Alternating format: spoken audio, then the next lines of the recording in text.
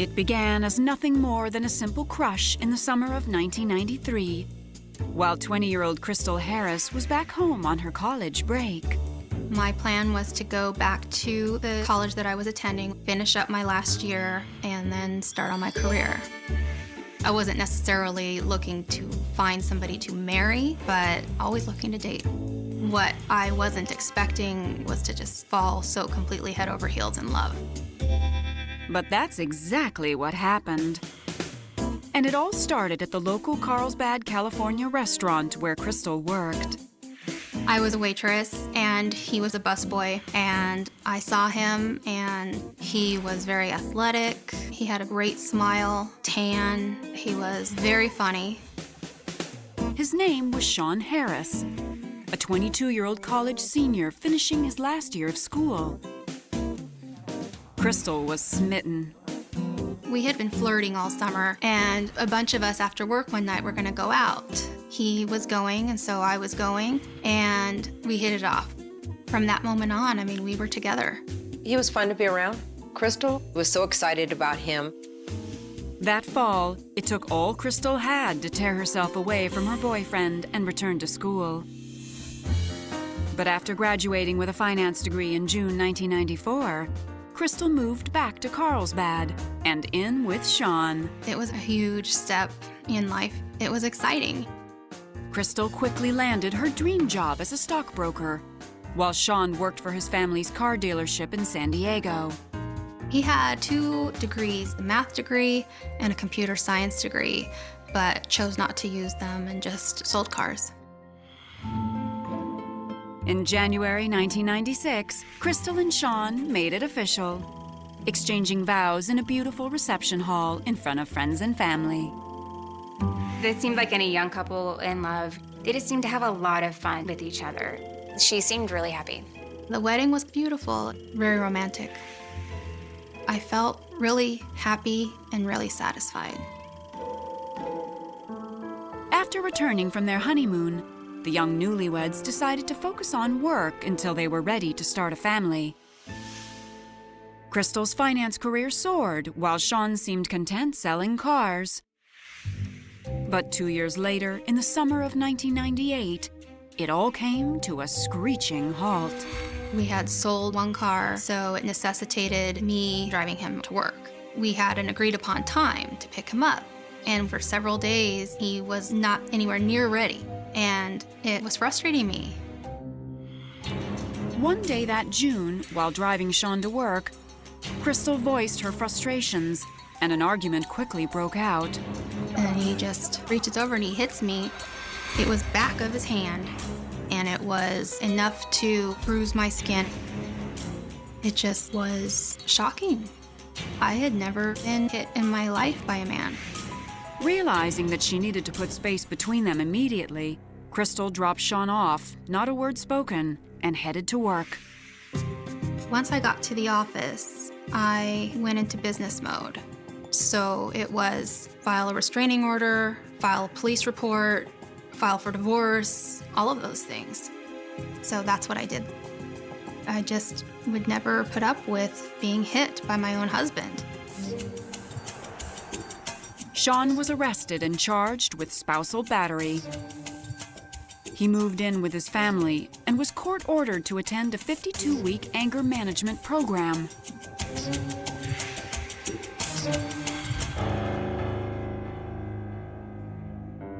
But just a few weeks later, Crystal was surprised when Sean's father reached out to her.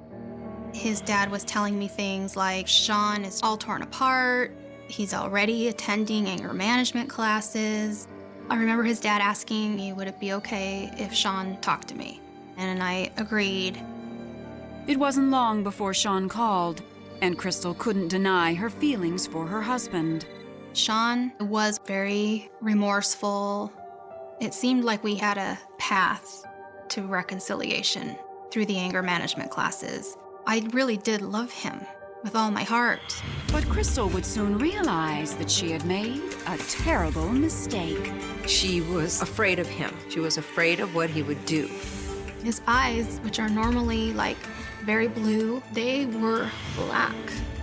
It was scary.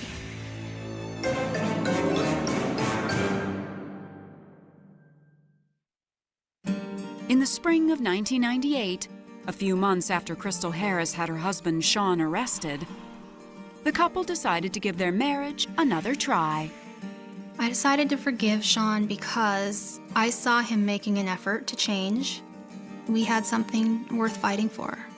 He did say to me, that was the best thing that ever happened to me, going to anger management. And I thought, good, great. People do change. In October 2002, 4 years after Sean's arrest, the couple welcomed a baby boy into the world. Sean eagerly left his job selling cars and became a stay-at-home dad. Since I had a career that was built up over several years, it seemed feasible to have him be the one to stay home. And he wanted to do that. It wasn't long before the happy couple realized they were expecting again. But in April 2005, just a month before the birth of their second child, tragedy struck. Sean's father died from cancer. His father was the person that he cared most about on this earth. And it hit Sean hard, really hard. Even after their second son was born, Sean was unable to truly bond with the new baby. All he wanted to do was sleep. He played video games all night, every night, and then sleep all day. I felt like I had lost him, and we weren't a family anymore. As the months passed, Sean became more detached and distant. Crystal was at her wits' end, even threatening Sean with divorce. But that only made Sean angry. Our arguments would just escalate, and he was starting to say things like, really, you want to start? You want to start? You want to go at it? Let's go. By the winter of 2006, Sean and Crystal were arguing incessantly, and the fights were turning ugly. He grabbed a basket full of all my watches, my bracelets, and just like stomped it all. He would just get destructive and terrorizing. Then, in the summer of 2007, another fight became downright vicious.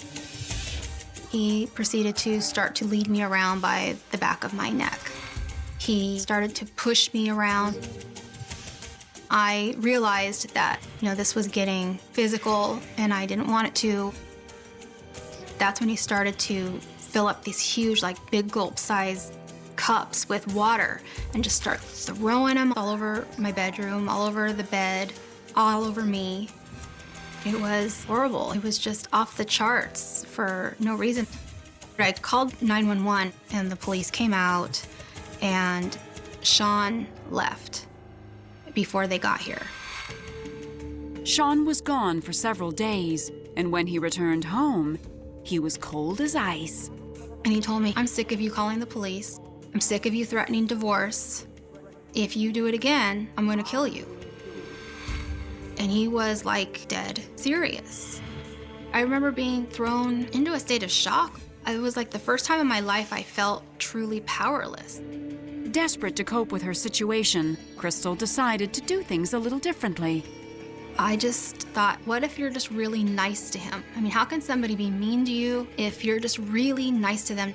I started going to church. I just reached this point where I was out of options. On March 22, 2008, the day before Easter, Crystal invited Sean to her church with the kids for a holiday celebration. But right away, Crystal could see it was a mistake. Because he so reluctantly came, he was a stick in the mud the whole day. By the time they got into the car, the two were already fighting, and Sean's ugly behavior went into overdrive. And he put his finger right here in that tender part of your throat and started pushing. And it hurt really bad, and I couldn't breathe. The boys were crying, and I was crying. I was so mad at myself for letting it get to the point where they saw something like that happen. Crystal knew she was in a desperate situation. I couldn't see how leaving could work long term. Even if he was arrested, I visualized him out immediately. I was trying to think about survival. How do I stay alive? I decided that my best hope would be to buy a gun. then get a restraining order. And then when he violated the restraining order, I had some protection. There's a 10-day waiting period in the state of California to get a gun. So at this point, all I could do was wait. Crystal anxiously began counting down the days until she realized she already had one tool that could prove more powerful than a weapon. I was like, what? I couldn't fathom that it had come to that point. I'll be damned if this is going to happen to me and I do not have proof.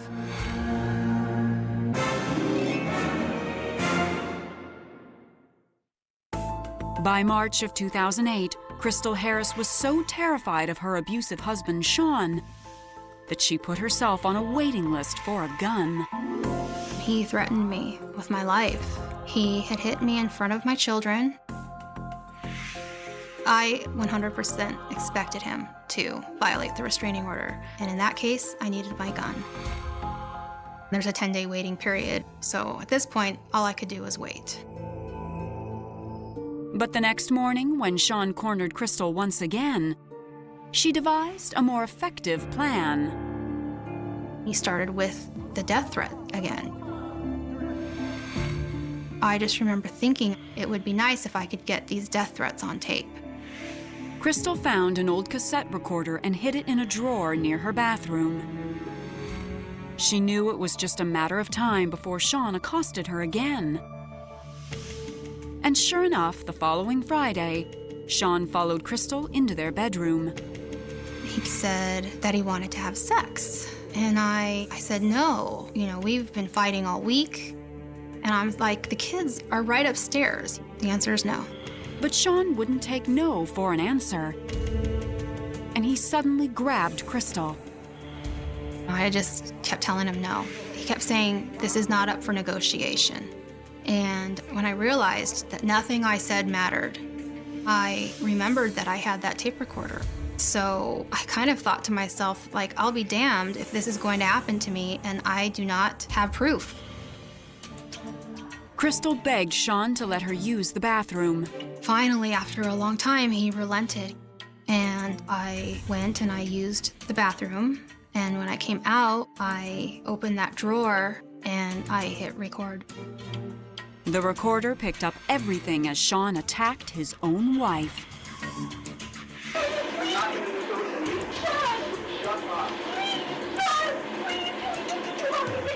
If I protest too much, if I yell and scream and say no, then he just choked me again and threatened me some more. He threatened to get a knife. It was horrible. I felt completely brutalized. Afterwards, Sean threatened Crystal once again before he left the room. Crystal felt like a prisoner in her own home, terrified and helpless, but that was about to change. On April 1st, 2008, around 6 p.m., Crystal came home from work, and Sean was waiting for her. He said, "Where have you been all day?" And I just said, "I was at work." And he's like, "Are you sure about that? Are you sure you're not lying about that?" And Sean came immediately behind me and put his hands around my neck and just started to choke me super hard. I thought I was going to die, and it was brutal and just like a real huge escalation. And his eyes, which are normally like very blue, they were black. Sean brutally assaulted Crystal. And after it was over, Crystal realized she had to get out. I thought, I'm going to die if I stay here one more minute. I'm not going to survive another attack by him. Once the kids were safe in bed and Sean started playing his video games, Crystal made her move.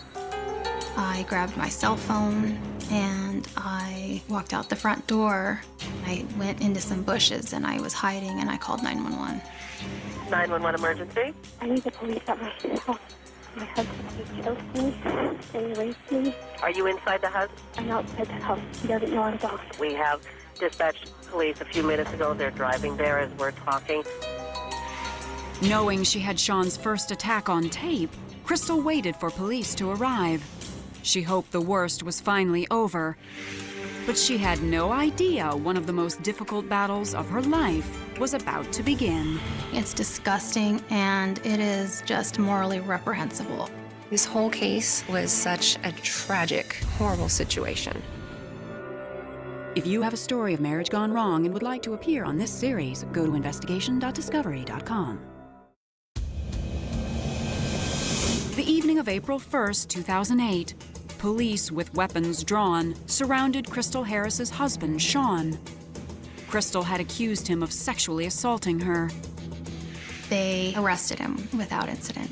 He invoked his right to silence from the get-go.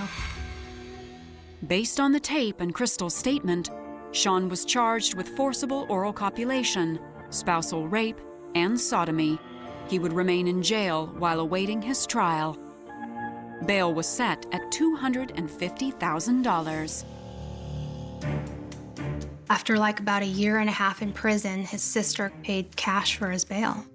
That very day, I just grabbed the boys out of school and I took off for a month. In June 2010, Crystal filed for divorce, and she had to face Sean once more, this time in family court, where she received some disturbing news. Because Crystal was the breadwinner of her family, California law dictated that she had to pay her estranged husband and accused rapist spousal support. The only exception in the law as it existed was if your spouse had tried to kill you. You don't have to pay them spousal support. And there were no other exceptions.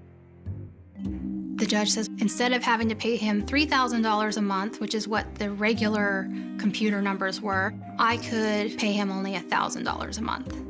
And that is what I have called the rape discount. Because he thought that since I was raped, I don't have to pay as much. Well, that is just morally reprehensible. You do not make a rape victim pay her own rapist. To add insult to injury, the judge also ordered her to pay $40,000 towards Sean's legal fees. I was horrified by the way that I was treated in the family court, and I told the judge this straight to his face. In August 2010, Sean was brought to trial. He took the stand in his own defense. Sean said it was all consensual. I had to cross-examine him with a straight face. On that audio tape, you can hear the anger. You can hear the threats. That wasn't acting, that was him. On September 13th, 2010, after 2.5 days of deliberation, a jury convicted Sean of forcible oral copulation. They were hung on the remaining charges of spousal rape and sodomy. I think that shows how tough it is to have conclusive evidence of a crime, particularly a sex crime, between spouses. So I was relieved, but I was really angry. I don't feel like I've got justice in a way. On January 24th, 2011, Sean was sentenced to 6 years in prison and was forced to register as a sex offender. That December, Crystal's divorce from Sean was finalized. But she wasn't done fighting. In March of 2012, Crystal took her outrage over her rape discount straight to the California state capitol, where she lobbied the legislature to change an unjust law. The law already says if your spouse has been convicted of attempted murder or solicitation of murder, that they do not have to pay attorney's fees or alimony. And we're just broadening that existing law to include violent sexual crimes. It's not right that that should ever happen to any other woman. Now on her own, Crystal remains focused on providing her children with a safe and loving home.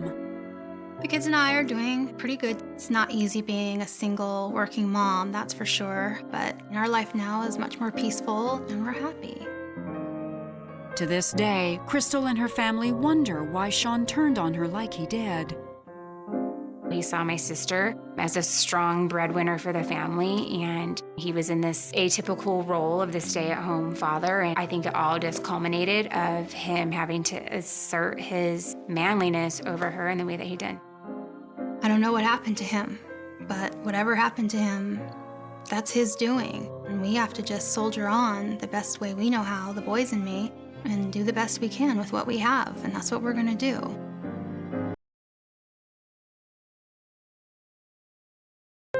Jennifer Rinaldo always knew it took hard work to make a marriage last.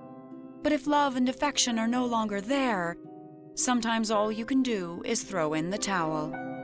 My first marriage, we got married when we were young. I was 19 years old, and things just got hectic. We grew apart, and I just didn't feel appreciated, and our marriage ended. In early 2000, 30-year-old Jennifer was a single mom supporting herself and her 3 sons. She was just getting used to being on her own again when she spotted an intriguing stranger at her local Rhode Island shopping mall. I was out at the mall with one of my children, and I was in line, and he was standing behind me talking about music, and he said something that interested me, so I turned around and started a conversation. The man introduced himself as Jack Rinaldo, a music licensor from Baltimore, Maryland, who was in town for a conference. Jennifer was instantly charmed. He seemed so smart and so sweet and so polite. It just made me want to know more about him. Before they parted, Jack gave Jennifer his email address, and the two began a flirtatious correspondence. We would email each other every day. We would instant message. We would talk for hours. He just seemed so interested in everything about me. He just made me feel like I was the only person in the world that mattered. Jack told me he was 39 years old. He had never been married before. He owned his own music licensing business, and he told me he made substantial amounts of money because several of his songs were in big movies, they would be on commercials, and I thought, wow, this guy is something, you know, he's very successful. Even though he made his money in the music business, Jack told Jennifer his true passion was baseball. Jack told me that he played AAA baseball. He was a pitcher and was very promising, and then he was unfortunately injured and had to stop. Despite that setback, Jack seemed like a man at the top of his game. Our relationship developed over a period of several months. He came up for a few visits and stayed in hotels. He met my sons. I liked that he was very easygoing. My mom liked him a lot. It all seemed so perfect. Until one day, 4 months into their relationship, when Jennifer discovered something about Jack that left her puzzled. One day, I went to the hotel to meet Jack. We were going to go to lunch. We went down to his rented car and got in, and he realized that he left something in the room and had to run back up. So I stayed in the car. He had left his wallet in the center console, and I just thought, I wonder if he has any pictures. So me being curious, I just happened to open the wallet, and I saw his driver's license. And I noticed that the date of birth didn't make any sense. It was 1955, and he told me his birthday was in 1961. And I thought, how odd. Even stranger was Jack's reaction when Jennifer asked him about it. He flew off the handle. He really got irate, and he yelled at me and said I had no business looking through his personal things. And he said it was a mistake at motor vehicles and he was going to have it fixed. I thought, wow, he's getting so upset over nothing. And then I thought, well, you know, I did look in his wallet. That is a personal place. Jennifer wasn't about to let a typo get in the way of her happiness, so she quickly forgot about the incident. Over the next few months, the couple's romance continued to blossom. Jack moved from Baltimore to Rhode Island, and by April 2001, Jennifer and Jack were man and wife. Our wedding was private. We basically eloped because it was my second marriage. I didn't really want to make a big deal about it and have a big wedding. I just wanted it to be us, and he was fine with that. Jennifer felt that Jack was her knight in shining armor, and he seemed to be blending right into the family. It seemed Jennifer had finally found her fairy tale. But Jack was no Prince Charming, and in time his dark past would catch up with him. The evening of December 19th, 2007, Jennifer was at home preparing dinner when there was a knock at the front door. It was the police, and they were looking for Jack. They said, we're here to arrest him. And they didn't tell me why. They said, ask him. Before I knew it, the police had cuffs on Jack and they were leading him outside the door.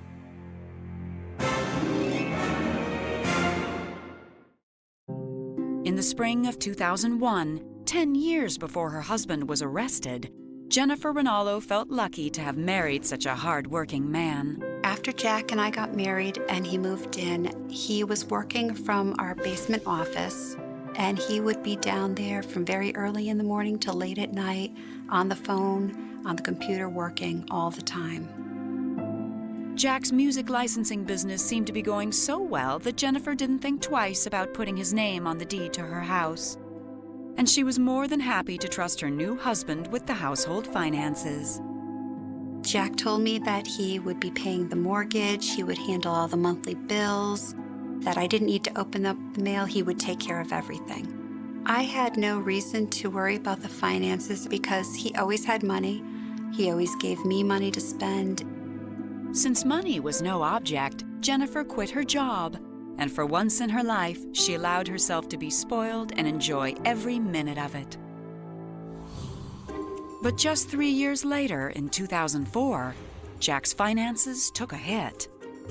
Jack's business at that time seemed to be not doing as well. He never gave me specifics, but I think there was a point where he stopped giving me money every week. I felt like I needed to go back to work. I wanted to have my own money. I still never paid any of the bills. I was asking if he needed any help, and he would tell me everything's fine, everything's being taken care of. Don't worry about it. Despite her husband's reassurances, Jennifer went back to work, while Jack began yearning for the good old days of his past. Jack loved to talk about baseball. He would tell me about his pitching days and how great he was. Jack loved playing catch with us. He loved going out to the fields and hitting us fly balls. He always talked about he wanted to play again. So in the spring of 2006, when Jack was offered a chance to work with a local kids' baseball team, it wasn't a surprise that he jumped at the opportunity. He would go to every single practice, and he became very good friends with the parents and the captain of the team and the manager of the team. And the kids loved him. The parents thought he was wonderful, and he just seemed to be really in his element when he was with the baseball team. Later that year, Jack announced he'd come up with a new venture that would combine his two passions, baseball and business. Jack wanted to have a baseball academy where he could train children. Jack indicated that there wouldn't be a big investment. I thought it was just a great way for him to get involved and to do what he loved to do because he missed it so much. Over the next year, Jack had a ball coaching the team, and Jennifer was thrilled to see her husband so happy. Everything was going so well until November of 2007, when Jennifer got a shocking phone call straight out of left field. The bank called me at home one day to tell me that my husband had written 2 $10,000 checks on my account. There obviously wasn't enough money in the accounts to cover the checks, so I told the bank to go ahead and stop payment on the checks. I just didn't know what was happening. I couldn't understand why he would do this. Dumbfounded, Jennifer confronted Jack, who reluctantly admitted that all was not well with the baseball academy. Jack told her he was being pressured to pay for warehouse space that was originally promised to him free of charge. He talked as if they were trying to run a scam on him, charging him a great deal of money. He told me he felt threatened and felt he had to write the checks because he felt like some harm would come to him if he didn't. Confused, Jennifer tried to forgive the forged checks and move on. But she couldn't help but wonder, if Jack was capable of forgery, did he have something else up his sleeve? Everything became suspect. And then you start replaying things in your head to try to remember if you saw something or you heard something, and it was driving me crazy. It wouldn't be long before Jennifer found out just what her husband was up to. I haven't seen anybody quite as crafty as Mr. Rinaldo. I opened the mail and my jaw just dropped.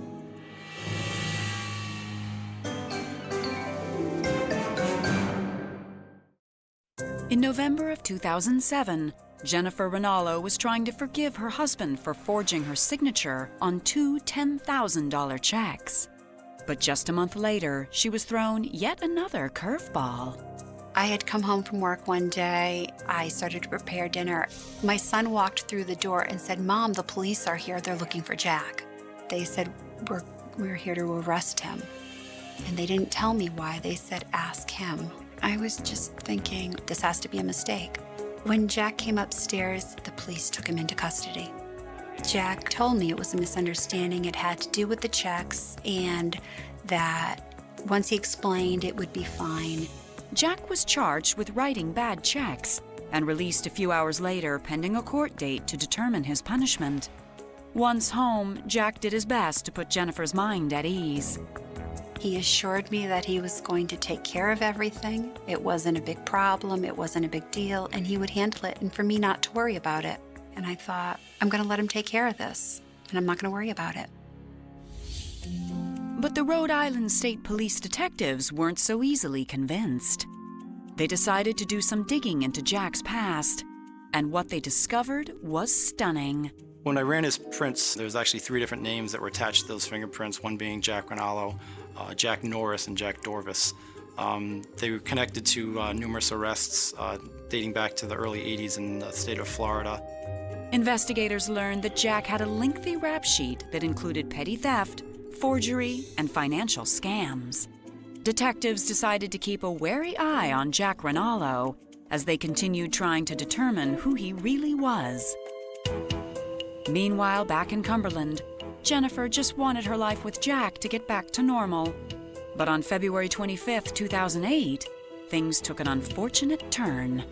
I was at work and the phone rang, and my coworker answered it and said, "Your husband's on the phone." He said, "It's an emergency." I went to the phone and it was Jack, and he said, "I've been arrested." He didn't tell me why. He just very calmly told me what I needed to do and to meet him down at the state police. Jennifer rushed to the police station. Once there, the detectives delivered a stunning blow. The detective told me that the baseball team that he was running was a scam and that these people were angry and wanted their money back.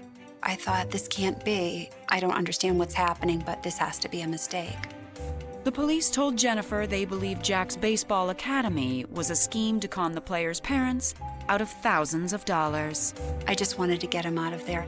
It was a chaotic situation. They were saying he was a criminal, and it made no sense to me. Jack spent the night in jail, and the next day he was released on bond. When Jack got home, he seemed very beaten. He was really upset. I wanted to know what was going on, and I needed him to explain it to me. And he basically told me that the baseball parents were unhappy. They thought they should be getting more for their money. Jack claimed it was all a classic case of overbearing parents blaming him for their children's shortcomings. And he said not to worry a thing about it, he would take care of it. I believed him. Jennifer wanted to trust Jack. But on June 6, 2011, when Jack's case finally made its way before a judge, Jennifer had to admit her husband's actions didn't seem like those of an innocent man. I have not seen anybody try that hard to get out of court proceedings. The day the trial started, Mr. Rinaldo asked the judge if he could go to the bathroom on several occasions, indicating that he had some sort of stomach virus. The second day of the trial, Mr. Rinaldo did not show up, claiming he had some heart palpitations. The judge ordered his medical records to be reviewed by the court. Those documents proved that there was, in fact, no medical issues with Mr. Rinaldo. The judge then found Mr. Rinaldo in contempt of court for providing false information to the court, and he was locked up for 6 months on a contempt charge. There were a lot of excuses to delay the trial, and at this time I was kind of getting to the point where I had had enough of it. I thought, this just doesn't seem right. Before long, her lingering doubts were cemented. With Jack in prison on contempt charges, Jennifer did her best to hold the family together. When she opened the mail for the first time in years, it would be strike 3 for Jack. If someone could lie to you about basic things, what other things were they lying about? It was all just stuff that he had made up, and I figured nothing he had ever told me was true. In June of 2011, Jennifer Rinaldo's husband Jack was in jail, and Jennifer took over the job of managing the family's finances. It was a true wake-up call. I got home from work, I took the mail out of the mailbox and spread it out on the counter, and all it was were bills after bills after bills. I opened them up.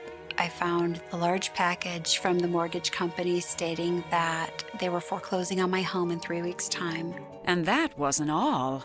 I opened the water bill, the electric bill, the gas bill. They were $12,000, $8,000, $5,000. Jack had not paid the utility bills in 5 years, and I was just in awe. And I began making phone calls to find out how this happened, and I was told he was writing letters stating that someone in our home was terminally ill. That's why they hadn't shut anything off. That's why they allowed him to not pay the bills. Jennifer was finally forced to see her husband's true colors. I began to question everything about him, where he was from, who he was, his entire existence. If someone could lie to you about basic things like paying utility bills, what other things were they lying about? Desperate to learn the truth, Jennifer reached out to investigators on her husband's case. She was shocked by what she learned. The detective came to my home. We sat down and he had a folder in front of him. He started telling me just incredible things that I didn't know. Jack Rinaldo is a habitual con man. When we looked into his background and were able to discover that he began this activity, as far as we can tell, back in the early 1980s, it seems like that's all he knows how to do, and unfortunately he's pretty good at it. There's so much mystery that the police still don't even know his true last name. They don't know his true date of birth. They don't know his social security number. He just has no identity, really. Nobody knows who he is. The detective told Jennifer that in 1983, Jack had been in trouble in Florida for petty theft. He moved to Maryland, where in 1999, he landed in hot water for running his first fake baseball academy. When Jack landed in Rhode Island, he was up to his old antics again. Jack had come up with a plot to scam the families of young baseball players out of more than $60,000. And detectives were now certain they knew how he had done it. Mr. Rinaldo presented the fact that he was a former professional baseball player for the Baltimore Orioles and that he still had affiliation with the team. The parents had to pay a $3,000 fee to join this team. And what Mr. Rinaldo explained to the parents was that this fee would be matched by the Baltimore Orioles throughout the season. Jack had also convinced one of the parents to loan him another $30,000 to help with the team's startup costs. The money itself never went towards anything towards the team. We were able to determine that he used the money for his own personal gain. When I found out the Baseball Academy was a scam, I was just really disappointed. I thought, he took advantage of not only the families, but the children as well. They had big dreams, and I felt terrible for them because they had big hopes and they were crushed. With so many strikes against him, Jennifer decided it was time for Jack to be benched for good. At that point, I did rethink everything that happened. Every word he said to me, every time he spoke of his family, his friends as a child, I thought, are these people real? Is anyone real? I was more curious to know what was actually true and what wasn't, but I knew I would never get the answers. So I cut off all communications. I filed for divorce. On December 6, 2011, Jack Rinaldo pleaded no contest to the charges of obtaining money under false pretenses, fraudulent checks, and filing false documents. He was sentenced to 2.5 years in prison, followed by 12.5 years of probation. He must pay restitution to the victims of his scam. Mr. Rinaldo has the ability to make people believe that everything he says is true and accurate. I believe there could be other victims out there from similar type fraud cases that we're unaware of at this time.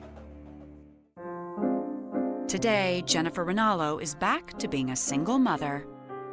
We moved into an apartment into a less expensive town in a less desirable area. I had to pick up a second job.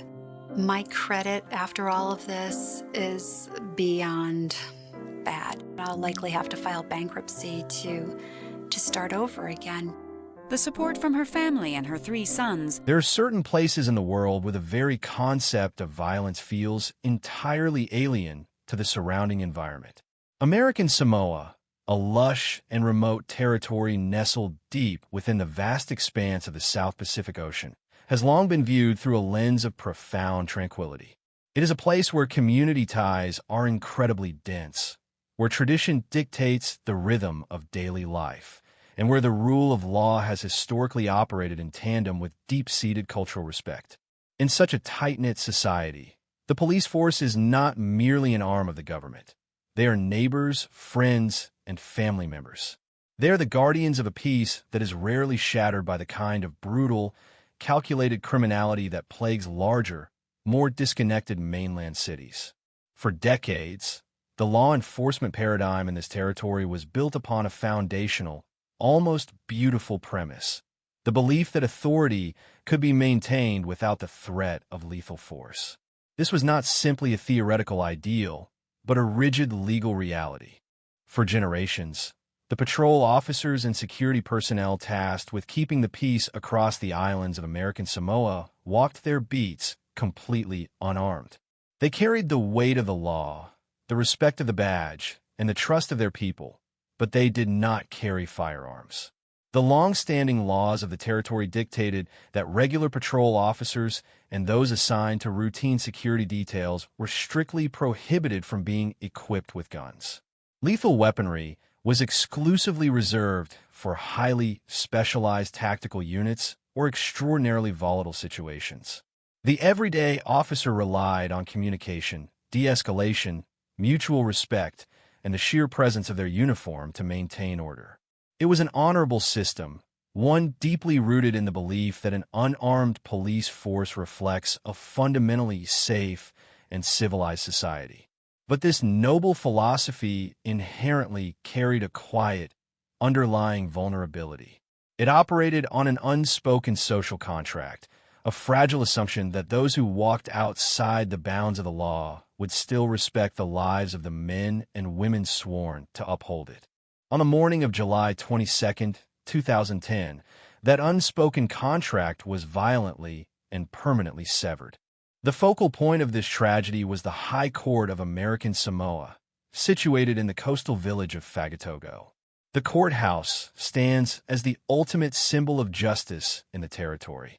It is the arena where disputes are settled, where the law is interpreted, and where the consequences of criminal behavior are officially handed down.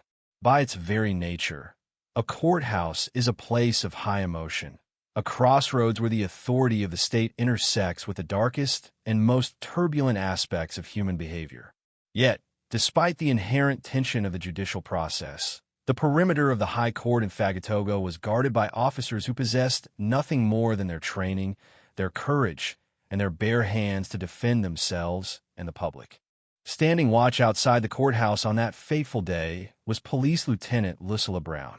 Lieutenant Brown was not a novice.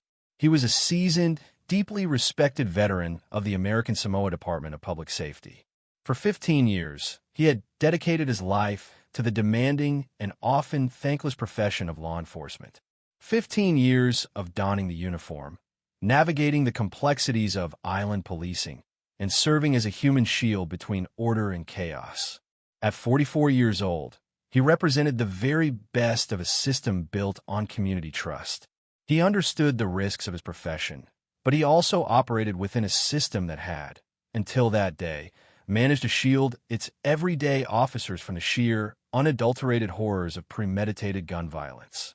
Lieutenant Brown was standing his ground, fulfilling his sworn duty to protect the sanctity of the court, entirely unaware that the most dangerous threat in the history of the territory's police force was quietly closing in on him. The threat did not materialize out of thin air. It was the culmination of a long, festering resentment that had been allowed to boil over into pure, concentrated malice. The perpetrator was a man named Sialmo Jr. His actions on that July morning were not the result of a sudden, inexplicable psychotic break, nor were they the byproduct of a chaotic, spur-of-the-moment altercation. This was a tragedy born from a deep, multi-generational well of hostility toward the justice system. The Siamo family had a documented and highly adversarial history with local law enforcement. There was a long trail of criminal records, previous legal convictions, and highly tense, violent encounters with the authorities. Over time, these repeated clashes with the legal system did not result in rehabilitation or compliance. Instead, they forged a psychological landscape of extreme bitterness and profound hatred within Siamo Jr. He viewed the justice system not as a pillar of societal order, but as a sworn enemy of his family. Every verdict, every sentence, and every police interaction was perceived as an act of warfare against his bloodline. This toxic psychology metastasized into a specific, targeted rage directed at the very individuals who wore the uniform of the American Samoa Police. On the day of the incident, the High Court had just concluded a criminal hearing involving a member of the Siamo family. The atmosphere was undoubtedly charged with the lingering tension of legal defeat and violent familial frustration. But while the court proceedings were a matter of public record and standard judicial procedure, the retaliation that was about to unfold was an act of pure, cold-blooded terrorism. Siamo Jr. arrived at the symbol of justice carrying a concealed handgun. The very act of hiding a lethal weapon and bringing it to the steps of the courthouse demonstrated a chilling level of premeditation. He knew exactly what he was doing, and he knew exactly who his targets were. He understood the laws of the land better than anyone in that moment. He knew with absolute certainty that the officers guarding the perimeter of the High Court would be unarmed. He recognized the terrifying asymmetry of the situation he was about to create. He was introducing a firearm into an environment where he would be the absolute arbiter of life and death, facing men who were legally prohibited from matching his deadly force. As the court proceedings concluded and the area around the building buzzed with the usual post-hearing activity, Siamo Jr. made his move. He deliberately closed the distance between himself and Lieutenant Brown. There was no warning, no shouted demands, and no opportunity for de-escalation. The veteran officer, whose entire career had been built on maintaining peace through authority and presence, suddenly found himself staring down the barrel of a handgun at point-blank range. The profound helplessness of that fraction of a second is almost impossible to fully comprehend. Lieutenant Brown, a man who had dedicated a decade and a half to protecting others, was left entirely defenseless by the very legal framework he had sworn to uphold. The gunfire that erupted outside the High Court shattered the morning calm and echoed across Fagatogo, signaling the violent end of an era.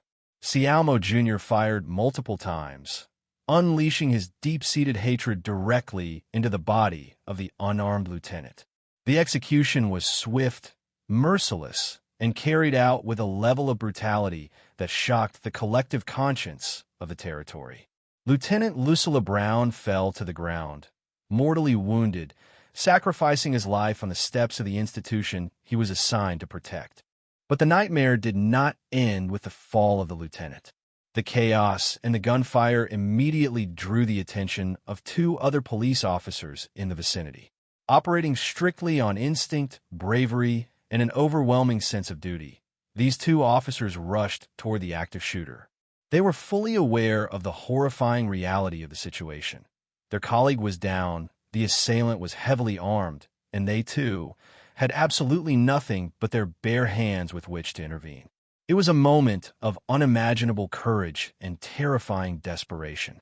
They charged at a man actively firing a handgun, attempting to physically subdue a killer while possessing no equalizing force of their own.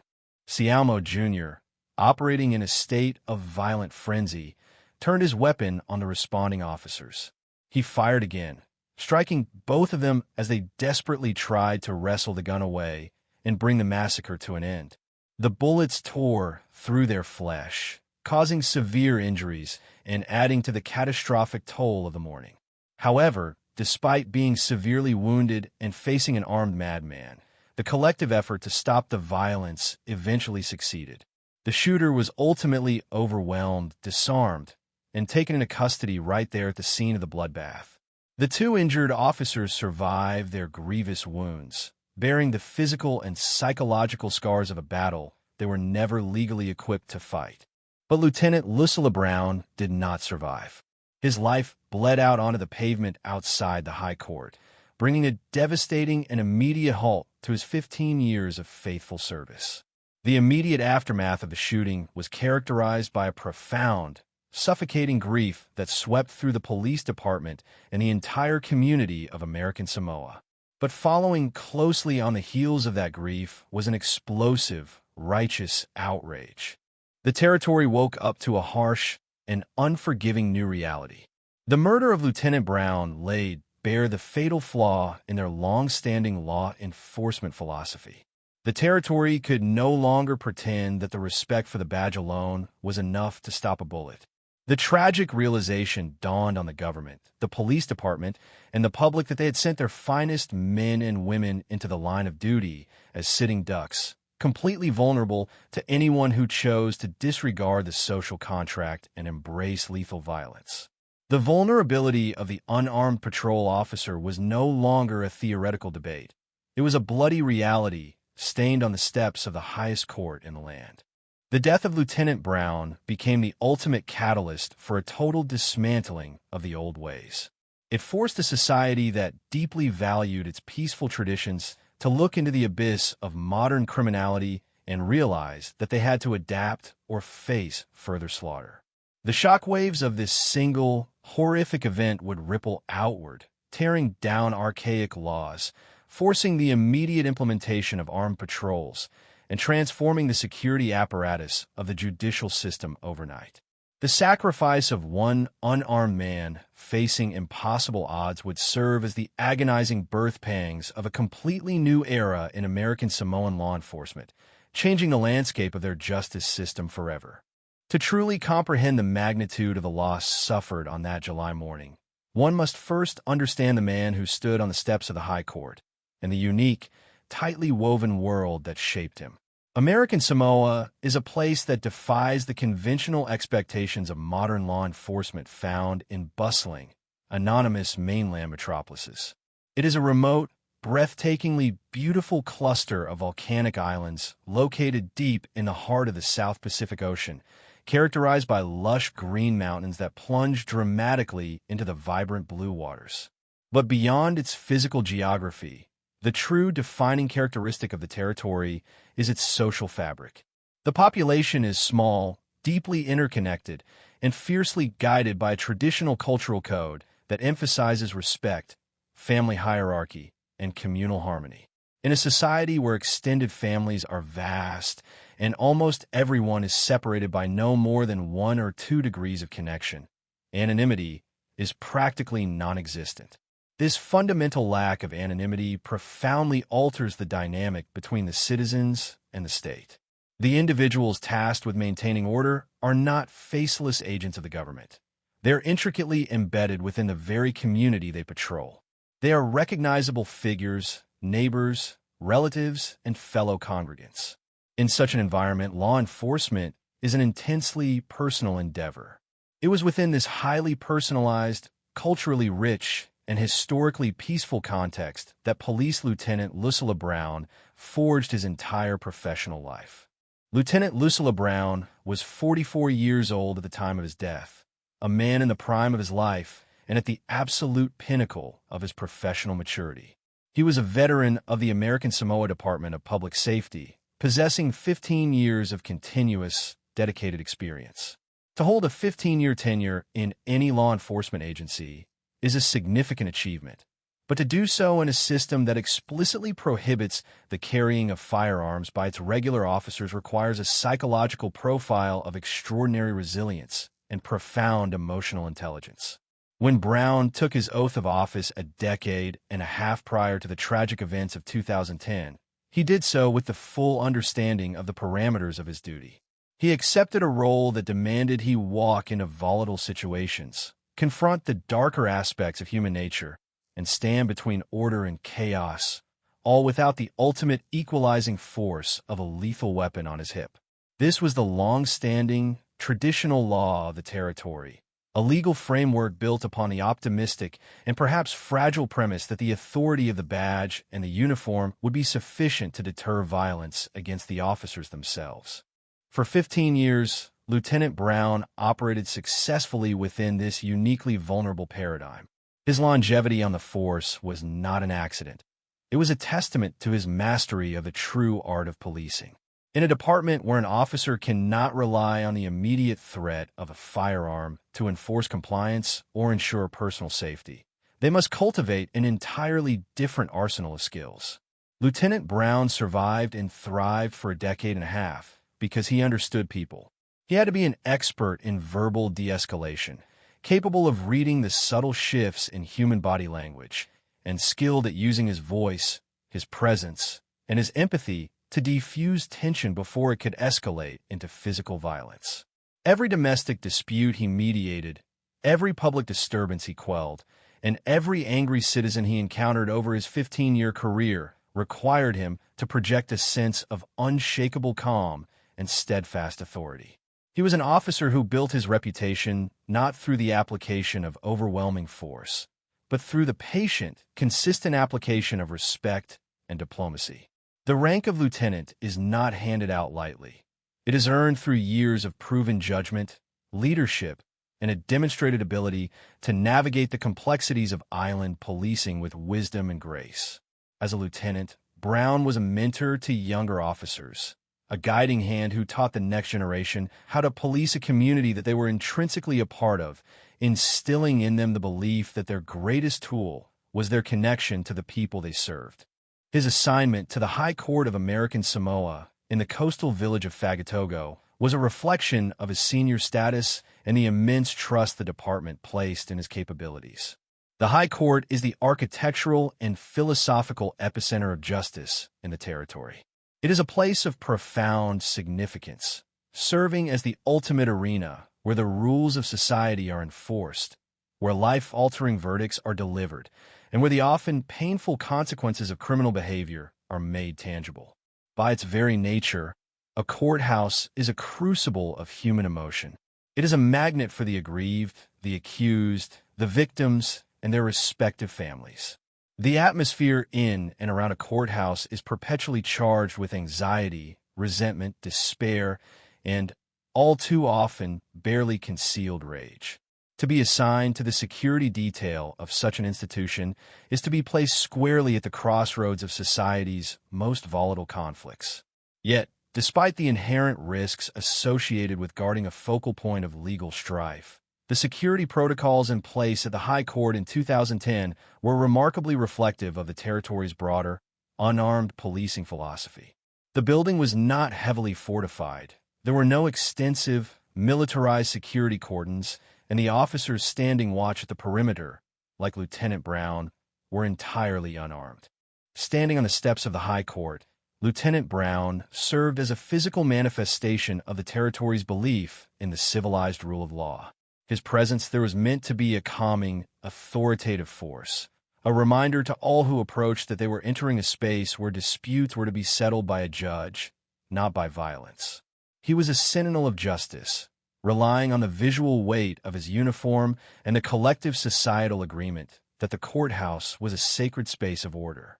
For a man who had dedicated his life to this specific brand of policing, the concept of a premeditated, lethal attack in broad daylight, right at the steps of the court, was likely beyond the realm of immediate expectation. The 15 years he had spent successfully navigating the island's conflicts without drawing a weapon had reinforced the validity of the system he served. He had undoubtedly faced angry individuals, hostile crowds, and desperate suspects throughout his career, but he had always managed to control the environment using his experience, his words, and his physical presence. The tragic irony of his final day on duty was that the very skills that had kept him alive and made him a respected leader for a decade and a half were rendered utterly meaningless in the face of a cold, calculated, and heavily armed ambush. Lieutenant Brown represented the absolute best of the American Samoa Department of Public Safety. He was a public servant in the truest, most literal sense of the term. He did not hide behind armored vehicles or heavy weaponry. He stood openly in the community, accessible, visible, and completely exposed. He bore the burden of maintaining the peace while carrying none of the modern tools designed to protect the peacemaker. His daily routine required a quiet, understated bravery that is often overlooked in discussions of law enforcement. Every time he put on his uniform and stepped out his door, he was placing an implicit, unwavering trust in the fundamental decency of the people of American Samoa.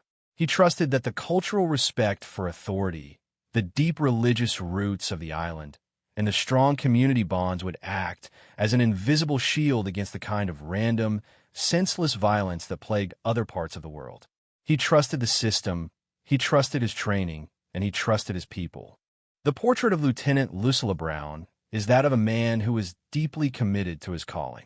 At 44, he likely had many more years of service ahead of him, more younger officers to train, and more community crises to peacefully resolve. His life was characterized by a steady, reliable dedication to the welfare of his territory. He was not a controversial figure, nor was he known for aggressive or heavy-handed tactics. He was a steady, grounding presence, a familiar face in the village of Fagatogo, and a reliable guardian of the High Court. When he stood at his post on the morning of July 22, 2010, watching the people come and go as court proceedings concluded, he was functioning exactly as the system intended him to function. He was alert, professional, and entirely focused on his duty. He possessed no prior warning that a man nursing a deep, multi-generational hatred for the uniform he wore was moving toward him with lethal intent. The profound tragedy of Lieutenant Brown's profile is the stark, undeniable contrast between the life he lived and the manner in which it was taken. He spent 15 years embodying the philosophy that violence can be prevented through dialogue and mutual respect, only to be confronted by a perpetrator who had entirely rejected those concepts. The unarmed officer, who had successfully navigated thousands of human interactions without resorting to lethal force, was suddenly forced to confront an individual who recognized only the language of the gun. The vulnerability of Lieutenant Brown in his final moments was not a failure of his own making. It was a systemic vulnerability born from a noble but ultimately fatal idealism.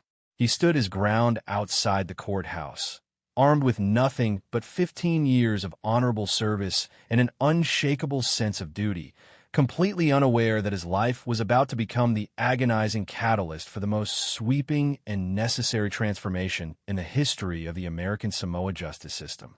His dedication, his long-standing service, and his ultimate vulnerability underscore the heartbreaking reality of a good man caught in the deadly intersection of a peaceful tradition and a modern, merciless threat.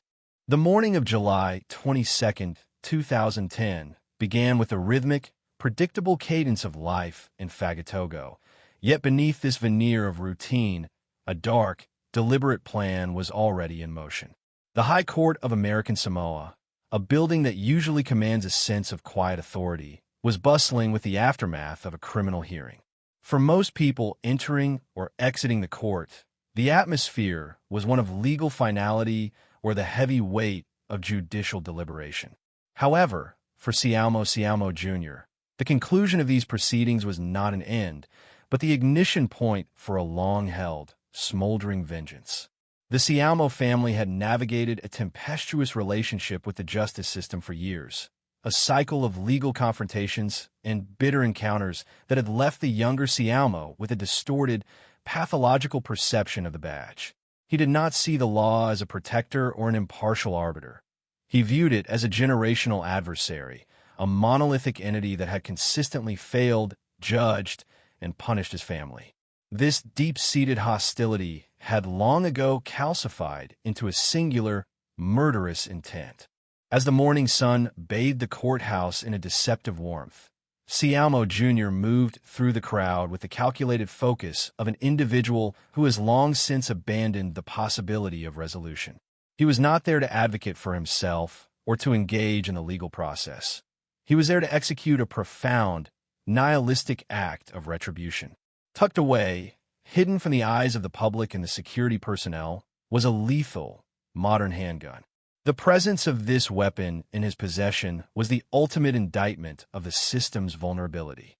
He understood the territory's laws with a terrifying clarity. He knew that the officers assigned to guard the very epicenter of justice were strictly prohibited from carrying firearms. This was not a secret, but rather a widely accepted, albeit archaic, fact of life in American Samoa.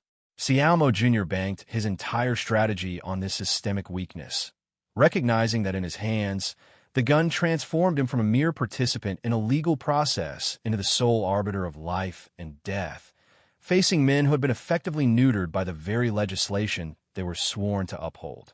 Lieutenant Lucilla Brown stood near the entrance of the courthouse, his presence a symbol of the civil order he had maintained for a decade and a half. He was not expecting an attack, as the culture of the island and the historical performance of the police had rendered such violence almost unthinkable. When Sialmo Jr. began his approach, the movement was subtle, blending into the crowd of individuals leaving the hearing. The lieutenant, ever the professional, was likely scanning the perimeter, ensuring the orderly flow of people and the sanctity of the court's grounds. In those final, fleeting moments before the violence erupted, there was no confrontation, no heated exchange of words, and no standoff. The silence was broken not by a challenge, but by the immediate, devastating intrusion of cold, premeditated murder. Sialmo Jr. closed the distance with terrifying speed, drawing the concealed weapon and leveling it at the veteran officer before Brown even had the chance to process the threat.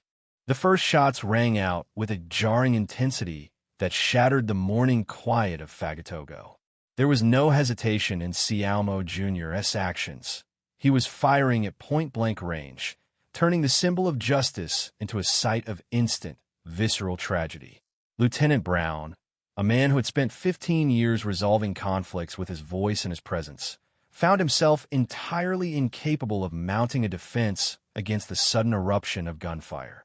The bullets struck with devastating impact, and the lieutenant fell to the ground, his lifeblood spilling out onto the steps of the courthouse he had so faithfully served. The execution was swift and merciless, a shocking display of disregard for the human life of a man whose only fault was his unwavering dedication to a duty that had left him defenseless. The crowd around the courthouse dissolved into a scene of chaotic terror, the sound of the gunfire reverberating against the walls of the building, signaling the death of an era of peaceful, unarmed policing in American Samoa.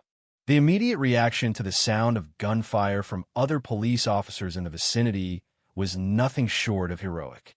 Hearing the shots, two other officers, without a second's hesitation or regard for their own safety, abandoned their positions and rushed toward the source of the chaos. They were acting on the fundamental, instinctive drive of law enforcement, the duty to protect the public and one another, even when the circumstances rendered them completely outmatched.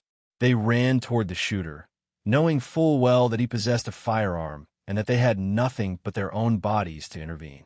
It was an act of pure, selfless bravery that defines the very essence of the profession. As they arrived at the scene, they found their colleague incapacitated, the perpetrator still standing in a state of frenzied, violent rage, and the situation escalating rapidly into an even larger catastrophe. The engagement between the responding officers and Sialmo Jr. was a desperate, uneven, and brutal struggle.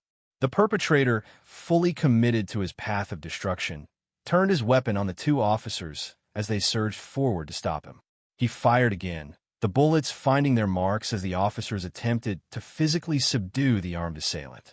It was a chaotic, desperate scramble where the thin line between order and anarchy was being drawn in blood. The officers were severely wounded in their attempt to disarm the shooter, yet their relentless, collective effort eventually succeeded. Despite their own injuries and the lethal threat posed by the gunman, the responders managed to physically overwhelm Sialmo Jr., wresting the weapon from his grasp and bringing the murderous episode to a close. The shooter was taken into custody right there on the steps of the courthouse, the site of his crime, while the injured officers were rushed to receive emergency care. The air in Fagatogo was thick with shock and the smell of gunpowder, an alien sensory experience for a community that had prided itself on its relative immunity to such carnage. The immediate aftermath was a blur of activity. The frantic efforts of paramedics to save lives, the lockdown of the courthouse, and the dawning realization of the scope of the tragedy. Lieutenant Lucilla Brown had been taken from them, a victim of the very system that had sought to keep its officers unarmed for the sake of societal peace. The two officers who had sustained injuries survived the encounter, though their lives would be permanently altered by the ordeal. The shooting was not merely a local crime. It was a systemic collapse that sent shockwaves through the entire government and the Department of Public Safety. The fact that an officer had been so easily executed at the steps of the High Court, and that other officers had been forced to bleed to bring the situation under control, ignited an immediate, fierce debate. The public, the government officials, and the leadership of the police department were forced to confront the harsh reality that their long-standing, tradition-based security model had become a liability that cost them one of their most respected veterans. The investigation that began in the hours following the shooting was swift and focused, as the evidence was clear and the scene of the crime was indisputable. Forensic teams swept the area around the High Court, documenting the path of the shooter, the location of the discarded casings, and the points of impact. The narrative was tragically simple. A man with a long, documented history of animosity toward the law had acted upon his grievances with the finality of a bullet. There were no mysteries surrounding the identity of the attacker or the intent behind his actions. It was an open-and-shut case of premeditated homicide. However, the emotional toll of the investigation, the processing of the crime scene, and the realization of what had occurred was overwhelming. Every piece of evidence, from the weapon recovered at the scene to the bloodied uniforms of the responding officers, served as a painful reminder of the fundamental inadequacy of the policies that were in place that day. The investigators were not just documenting a murder. They were documenting the end of an organizational philosophy that had been, until that morning, a cornerstone of the American Samoan identity. The case against Sialmo Jr. was built with meticulous care, ensuring that his accountability for the act would be absolute, yet the weight of the loss of Lieutenant Brown hung over every procedural step, turning the legal process into a somber reflection on the cost of complacency. The tragedy of the event was not that it was unpredictable, but that it was entirely foreseeable and, therefore, all the more unforgivable in the eyes of those who had to live with the consequences. The path to justice for the lieutenant and his family had begun, but the path to systemic reform was only just being charted in the shadow of the courthouse steps. The aftermath of the shooting at the High Court in Fagatogo was characterized by an immediate and intense investigative focus, which quickly transcended the boundaries of a standard criminal inquiry.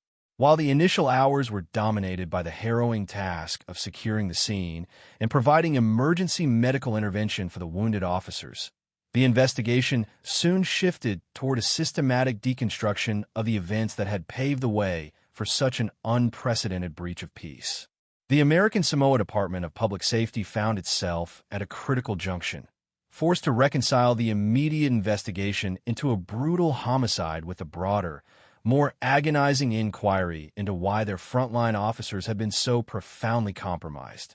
The investigative team was tasked with building an airtight case against Sialmo Jr., a man whose actions had not only shattered the lives of the Brown family, but had also fundamentally destabilized the public's sense of security. As the forensic teams meticulously combed the area surrounding the courthouse, the physical evidence revealed a narrative of chilling, premeditated intent. The investigators recovered the firearm used in the assault, a critical piece of evidence that stood as a stark monument to the systemic failure of the territory's disarmament policies. By mapping the trajectory of the shooter from his arrival at the court to the exact spot where he ambushed Lieutenant Brown, the detectives were able to piece together the specific timeline of the aggression. They scrutinized the interactions that had taken place leading up to the incident, digging into the history of the Sialmo family and their documented, multi-generational friction with the law. This was not a cursory investigation of a crime of passion. It was a deep dive into a festering, long-term psychological vendetta that had finally culminated in a lethal explosion of violence. The process of collecting testimonies from witnesses, the courthouse staff, the individuals who had been present for the criminal hearing, and the bystanders caught in the crossfire, painted a consistent, harrowing picture. Every witness report underscored the same terrifying observation. The assailant had moved with a level of cold, focused determination that left no room for doubt regarding his intent. There was no struggle to negotiate, no attempt at conversation, and no hint of hesitation. The witnesses described a man who knew exactly what he was doing and who he was targeting. For the investigators, these testimonies were crucial for establishing the element of premeditation that would later prove vital in the courtroom. Yet, each interview was also a painful ordeal for those involved, as the witnesses were forced to relive the moment when the tranquility of the island was violently torn asunder. A significant focus of the investigation was directed toward the actions of the two officers who had arrived on the scene after the initial shooting. Their bravery in the face of an active shooter was documented with extreme precision, as it served not only as evidence of their heroism, but also as a glaring example of the extreme physical risk they had been forced to endure. The investigators gathered forensic evidence of the struggle, the spent casings, and the nature of the wounds sustained by the responders. This evidence was not merely part of a criminal file.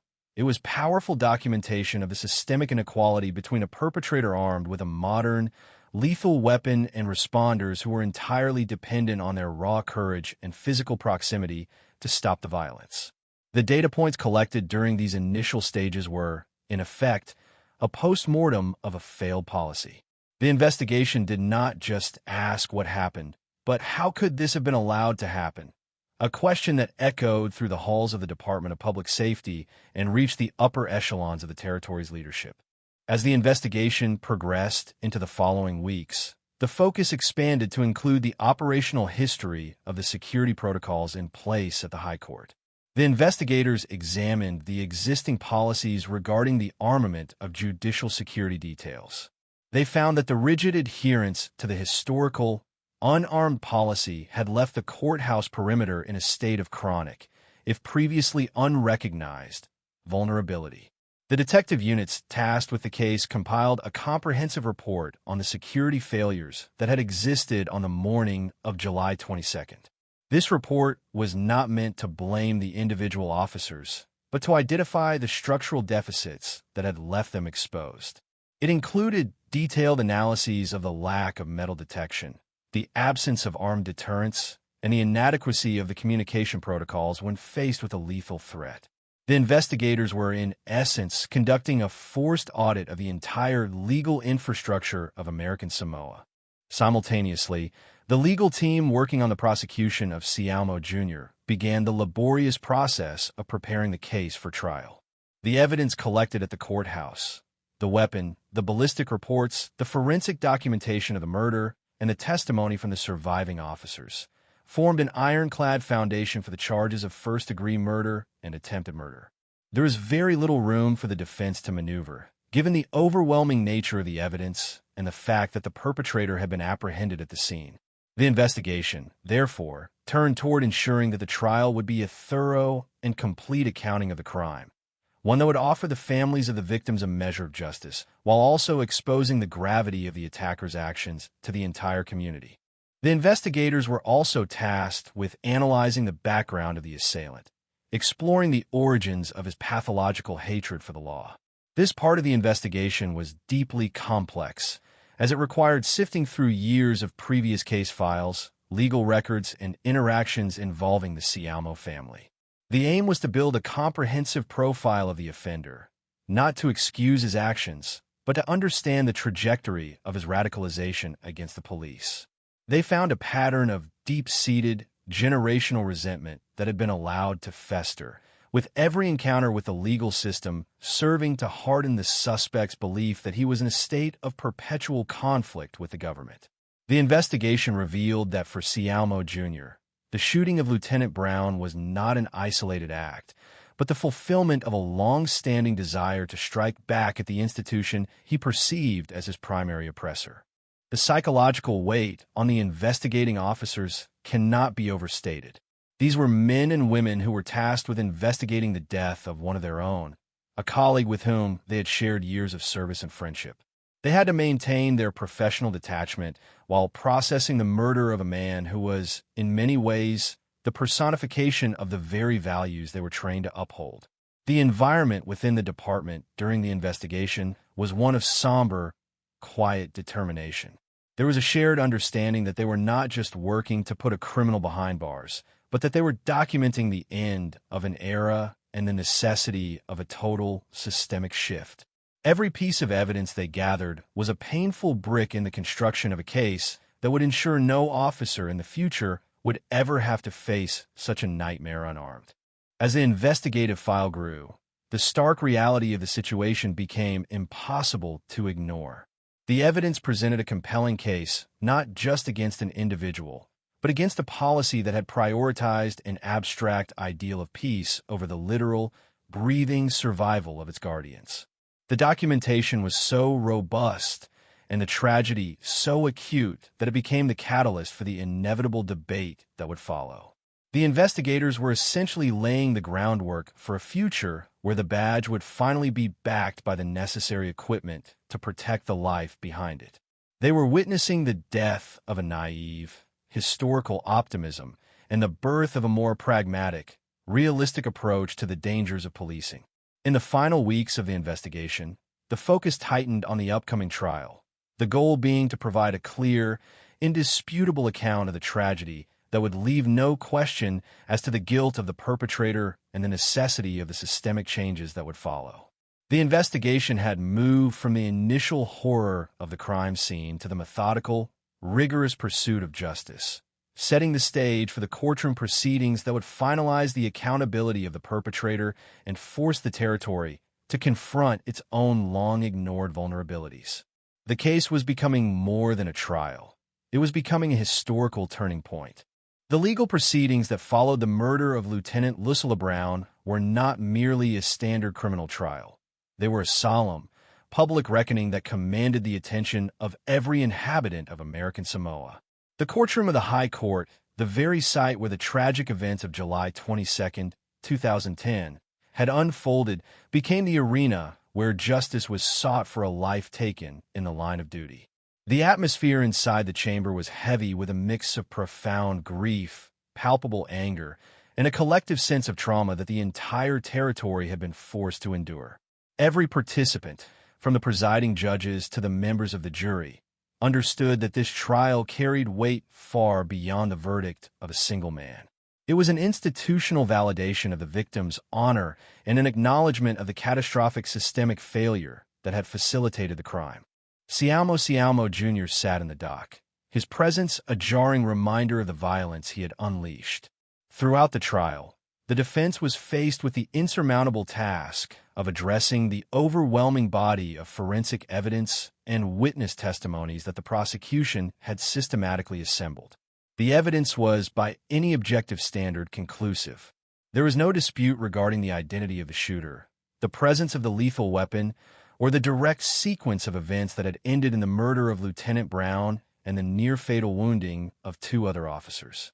The prosecution's case was built on a foundation of cold, hard facts that left no room for legal ambiguity or the claim of sudden provocation. They meticulously detailed the premeditated nature of the assault, the calculated choice of the target, and the sheer brutality with which the attack was carried out. The testimony of the surviving officers provided the most harrowing moments of the trial. These men, who had rushed into the fray with nothing but their courage, stood before the court to recount the final moments of their colleague's life. Their voices, often choked with the weight of lost brotherhood, painted a vivid, agonizing picture of the disparity between the duty they were sworn to uphold and the lethal force they were unprepared to encounter. They described the chaos of the gunfire, the terror of the moment, and the desperate, primal struggle to subdue a man who had clearly intended to commit a massacre. Each word they spoke served as a brutal indictment of the outdated, unarmed policies that had left them exposed to the whims of a cold-blooded killer. The court listened in silence, the gravity of their sacrifice underscored by the physical and emotional scars they still carried from that day. As the trial progressed, the prosecution effectively dismantled any attempt to justify or diminish the severity of the crime.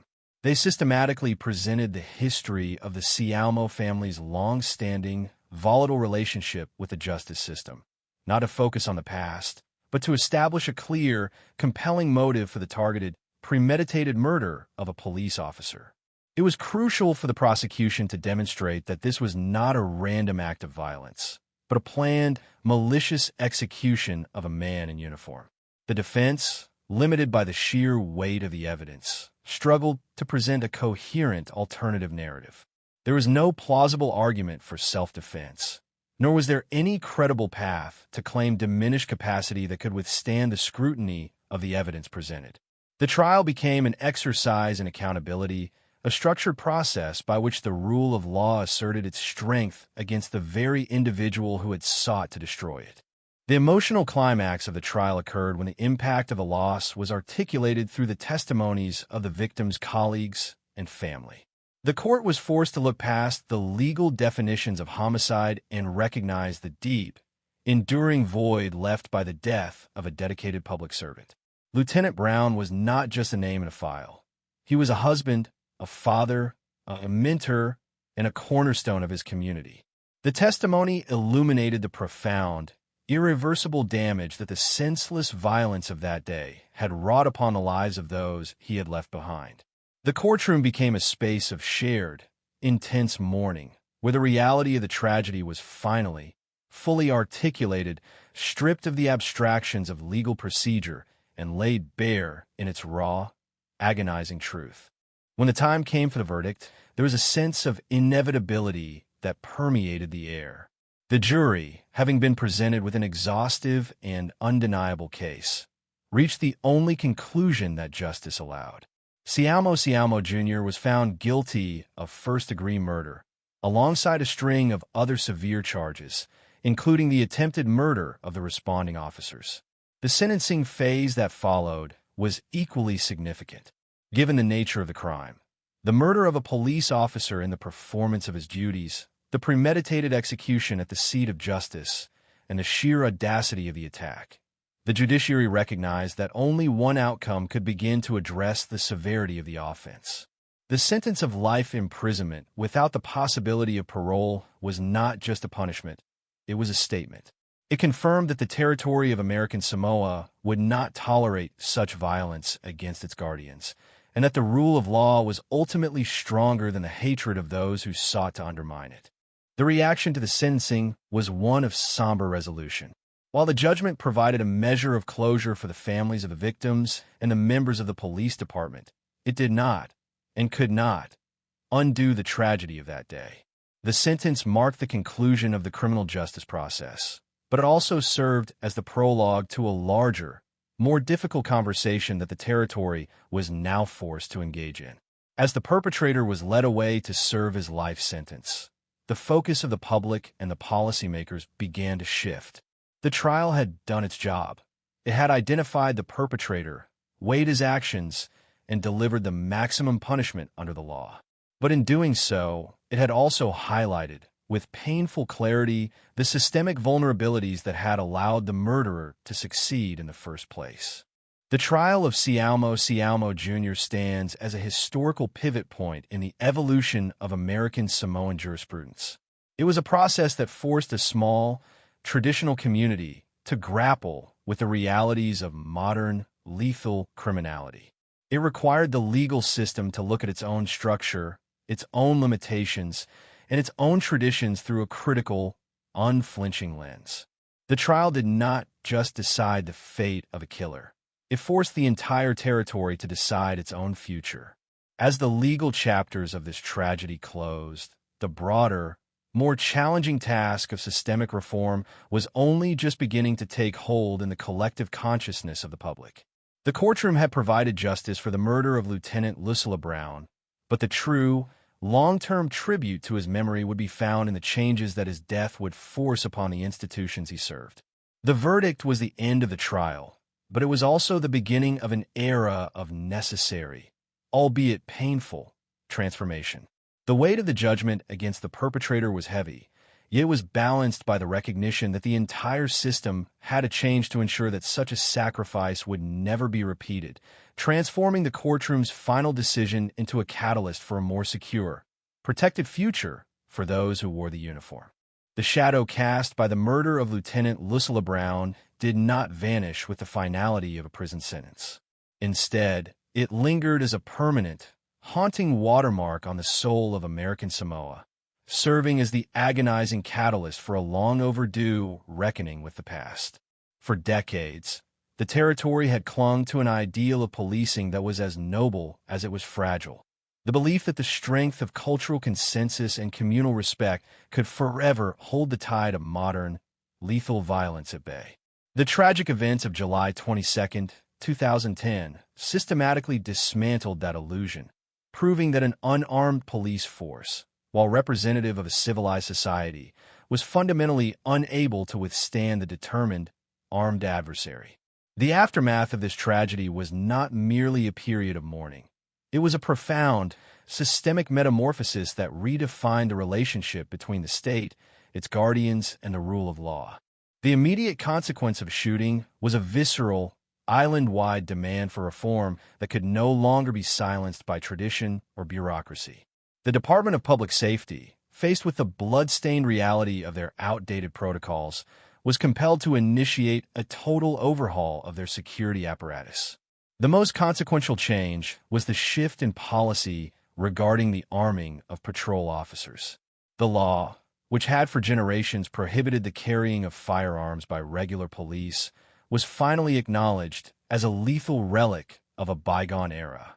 The government recognized that to continue to send officers into the line of duty without the ability to defend themselves was not a commitment to peace, but an act of institutional negligence. Consequently, new legislation and departmental policies were enacted to mandate that qualified, trained officers be equipped with firearms. This was not a move taken lightly, but one born from the searing necessity of ensuring that no more lives would be lost on the altar of a misplaced, historical idealism. The security at the High Court of American Samoa underwent a transformation that was equally dramatic and long overdue. The site that had once been an open, accessible symbol of judicial authority was immediately transformed into a fortified environment, reflective of the genuine risks inherent in the judicial process. Metal detectors were installed at every point of entry. Screening protocols were significantly tightened, and a permanent, armed security presence became the standard at the courthouse.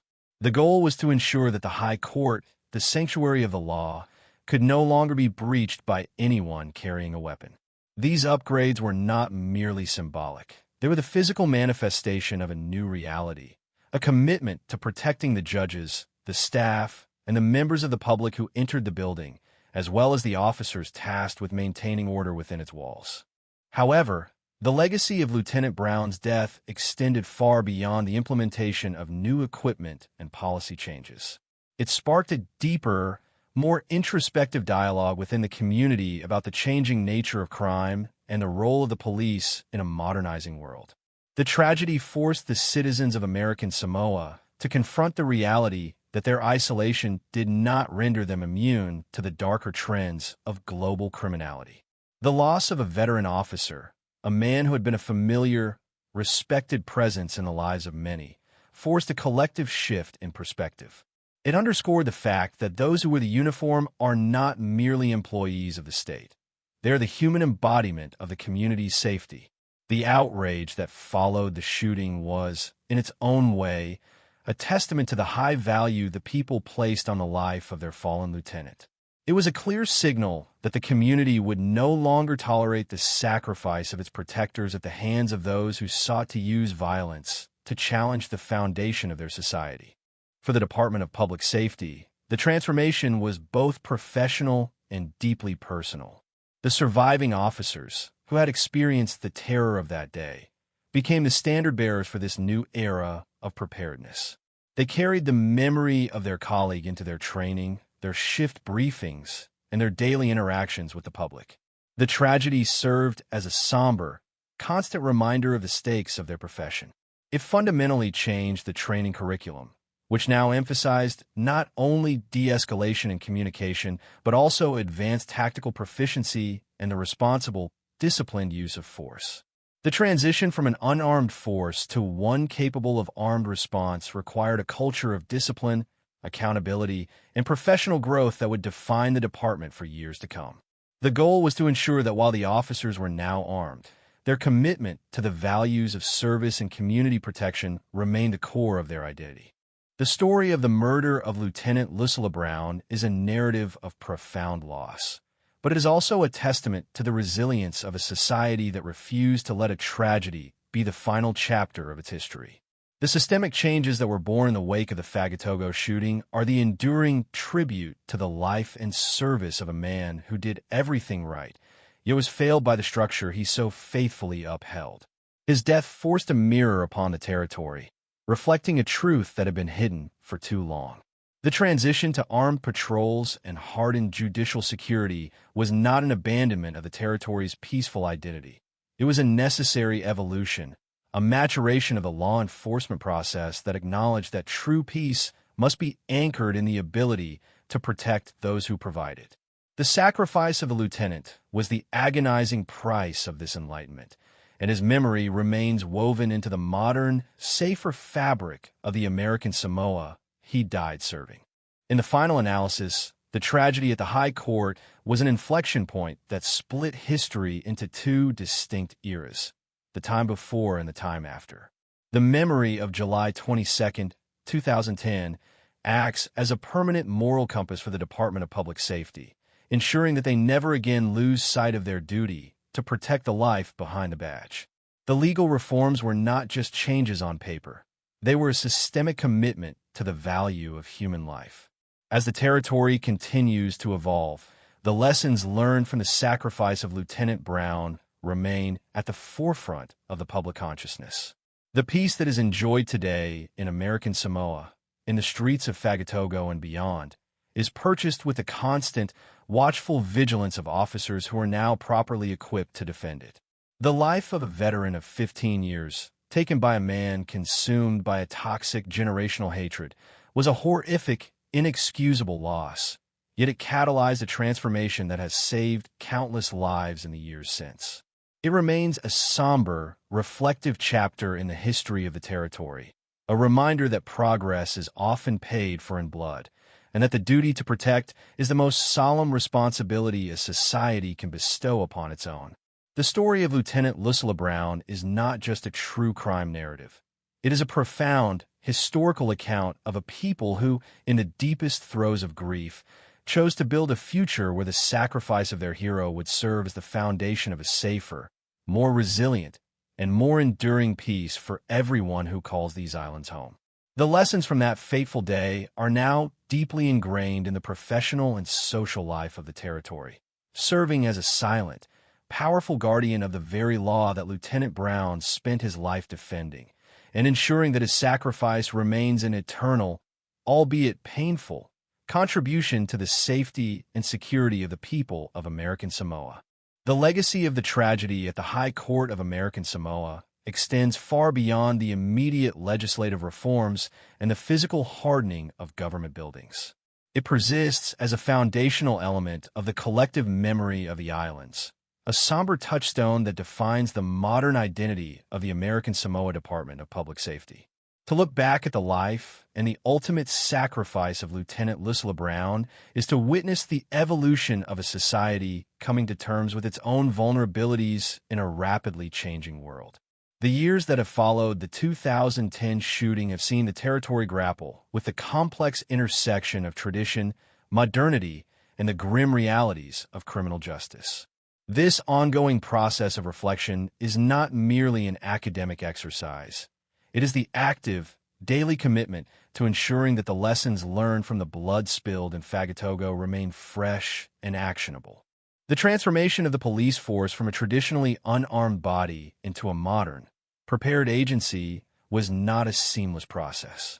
It required a fundamental shift in the department's organizational culture, a transition from a model of policing that relied almost exclusively on social influence to one that balances that influence with the capacity for lethal defense. This shift necessitated a rigorous focus on training, ethical standards, and a deep, ongoing commitment to de-escalation, even as the officers were now armed. The department recognized that the presence of a firearm, while a necessary tool for survival, also carried with it a profound, increased responsibility.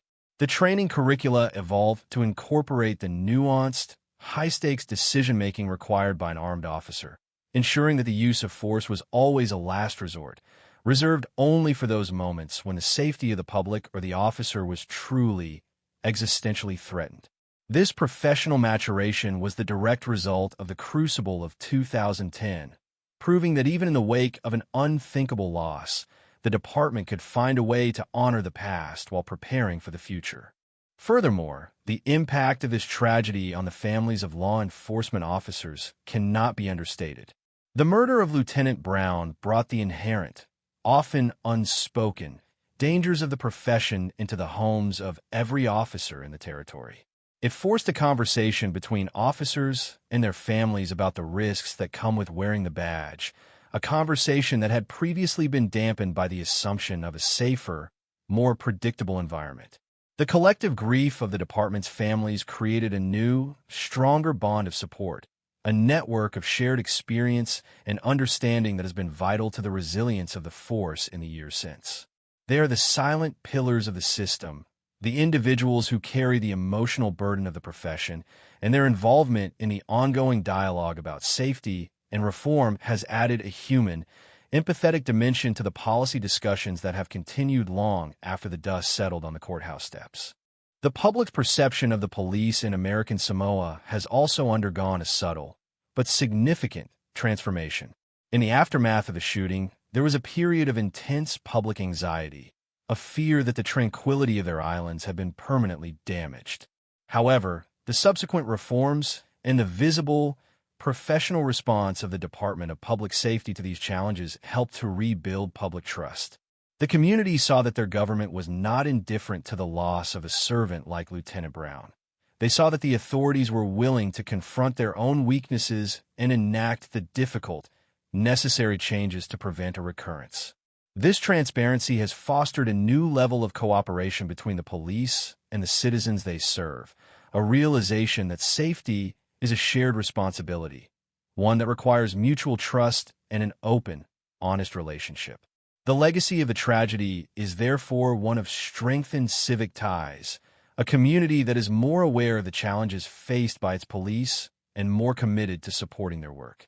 Looking toward the future, the lessons of the Fagatogo incident remain vital.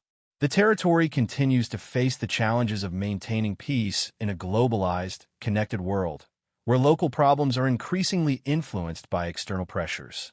The memory of the 2010 attack serves as a constant reminder that the rule of law is not a passive, self-sustaining condition, but an active process that must be defended and nurtured every single day. The commitment to maintaining a force that is well-trained, well-equipped, and deeply integrated into the cultural life of the islands remains the primary defense against the recurrence of such a tragedy. The officers of today, many of whom are not even on the force at the time of the shooting, are trained with an acute awareness of what happened on those courthouse steps, ensuring that the legacy of Lieutenant Brown is passed down through generations of service. The narrative of the American Samoan experience in the wake of this event is one of quiet, resilient, and profound strength. It is a story of a small, traditional community that was tested by the most brutal, modern form of criminality and, rather than being broken by it, chose to reform and grow. The tragedy was an indictment of a system that was too trusting, a lesson that was learned at the highest possible cost, but it was also the birth of a more mature, realistic, and effective approach to policing. Every officer who walks the beat today, every security detail that stands at the entrance of the High Court, and every policy document that guides the department's actions carries the invisible imprint of the tragedy that reshaped their world. It is a narrative of redemption in the face of absolute despair, a process of healing that is never truly finished, but is always moving forward. Ultimately, the murder of Lieutenant Lucilla Brown was not just a crime. It was a watershed moment that defined the maturity of a territory's justice system. It serves as a reminder that progress often requires an agonizing, public accounting of one's own deficiencies. The story that began with a cold-blooded ambush and ended with the quiet, steady work of systemic reform is a testament to the fact that societies are defined not just by their peaceful ideals, but by their ability to protect those ideals against the forces that would tear them apart. The legacy of that day, in July 2010, will continue to influence the trajectory of American Samoa, serving as a constant, silent advisor to those who hold the weight of the law. It is a story that emphasizes the fragility of peace, the necessity of preparation, and the enduring, sacred value of a life dedicated to the service of others. The final and perhaps most important dimension of this legacy is the emotional resonance that the story of the fallen lieutenant continues to have for the people of the islands. His sacrifice is not a historical footnote. It is a living, breathing part of the territory's contemporary narrative. It is a source of pride, a source of sorrow, and a source of unwavering commitment to the safety of all citizens. The transformation of the Department of Public Safety is not an abstract achievement. It is a daily, functional reality that has saved lives and prevented countless other tragedies. The story of what happened in Fagatogo is a lesson in the enduring necessity of vigilance, a reminder that the cost of inaction is too high to ever be acceptable again. The islands remain beautiful, the community remains tight-knit, and the culture remains deeply rooted in its traditions. But the protection of these precious things is now anchored by a new, more robust, and more realistic understanding of the world.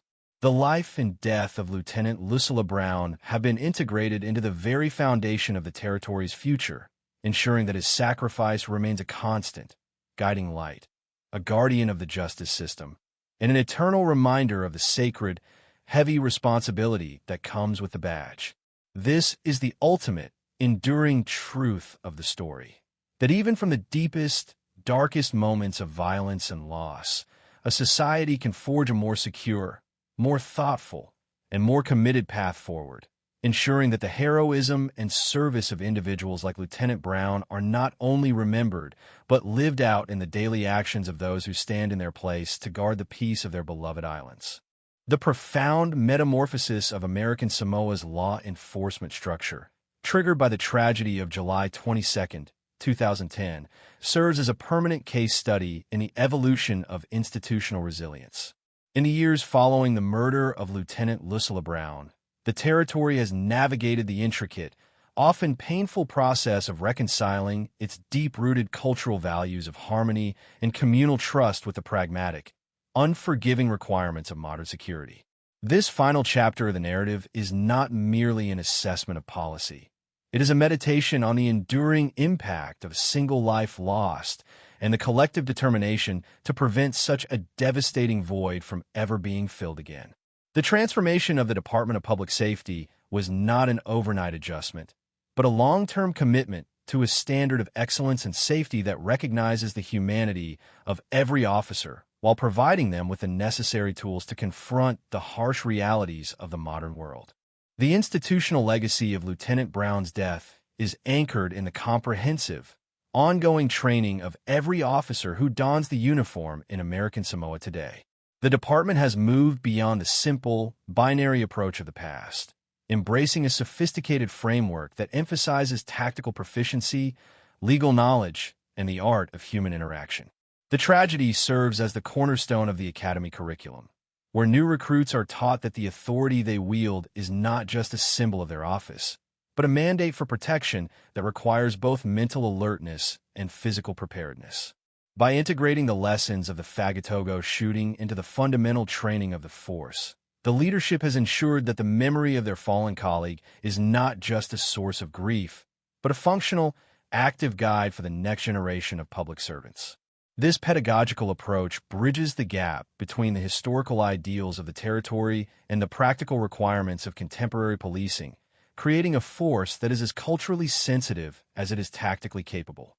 The physical security landscape of the High Court and other government institutions has also reached a state of maturity that reflects a realistic understanding of risk. The installation of modern screening technologies, the establishment of clear, enforceable security protocols, and the presence of trained, armed personnel are no longer seen as intrusions upon the community's peaceful spirit, but as essential safeguards that allow that peace to flourish. The courthouse in Fagatogo, once an open, vulnerable target, has become a protected sanctuary where justice can be administered without the fear of violent interference. This shift in infrastructure represents a significant maturation of the territorial government's responsibility to its judiciary, its staff, and the public. It is a commitment to the principle that for the law to be supreme, it must be protected from those who would use violence to disrupt its sacred, deliberative process. Beyond the institutional and physical changes, the tragedy has catalyzed a lasting, psychological change in how the community views its police. The loss of Lieutenant Brown, a man whose service was defined by his commitment to his people, touched the entire fabric of American Samoan society. The public's reaction to the shooting was a powerful, unified expression of grief and outrage, a clear declaration that the murder of a protector was an attack on the community itself. This sentiment has evolved into a more nuanced, supportive relationship between the citizens and the police. The community has become more aware of the dangers inherent in the profession, and this awareness has translated into a culture of greater respect and cooperation. The police are now seen as a vital, necessary component of the island's survival, a force whose members are entitled to the same protection they provide to the public. The lasting impact of the tragedy is also evident in the emotional support systems that have been established for the members of the Department of Public Safety. The realization that officers face significant, sometimes traumatic, risks has led to the creation of robust mental health resources, peer support programs, and a culture that prioritizes the well-being of the personnel. The department understands that an officer who is emotionally healthy, supported by their peers, and confident in the system they serve is a far more effective guardian of the peace. This holistic approach to the lives of the officers is a direct outgrowth of the lessons learned in 2010. It acknowledges that the life behind the badge is as important as the duties the officer performs, and that the long-term sustainability of the force depends on their ability to process and manage the pressures of their calling. As the years continue to pass, the narrative of the Fagatogo shooting remains a central, defining story for the people of American Samoa. It is a story that is told with the gravity of deep, ancestral respect, reminding everyone of the thin, precious line between order and chaos. It serves as a historical marker, a point in time before which the territory operated on a different set of assumptions and after which it embraced a more mature, vigilant approach to public safety. The memory of Lieutenant Brown is woven into the daily operations of the department, serving as a silent, powerful guardian of the very standards he helped to establish through his honorable life and his tragic death. His sacrifice continues to influence the decisions of the department's leadership, the behavior of the officers on the street, and the collective conscience of the community.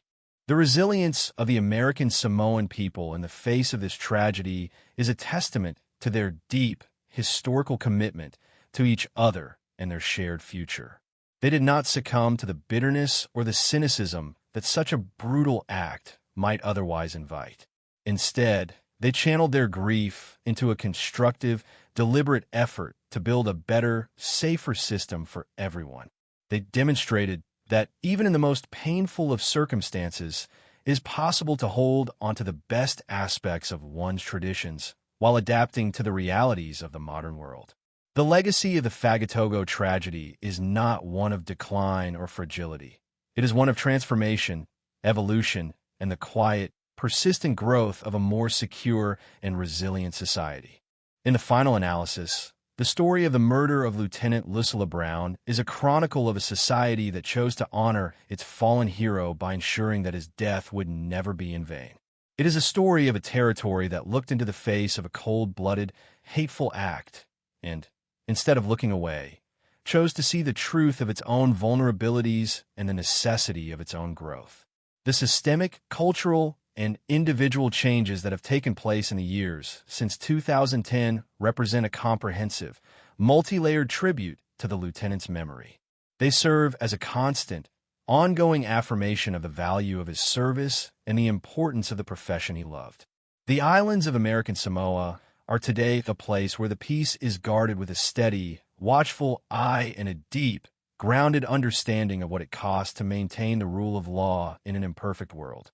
The sacrifice of one man, at the peak of his career and the height of his service, has become the bedrock upon which a safer future is built, ensuring that the legacy of his life remains as impactful and relevant today as it was on the morning he made the ultimate sacrifice for the people he served so well.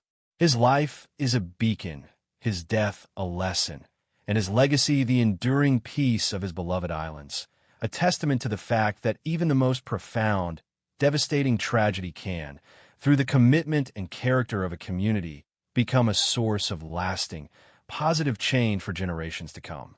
As we look back upon the arc of the tragedy at the High Court of American Samoa, the narrative emerges not merely as a chronicle of a single, horrific day in 2010, but as the foundational mythos of a new era of governance and public safety.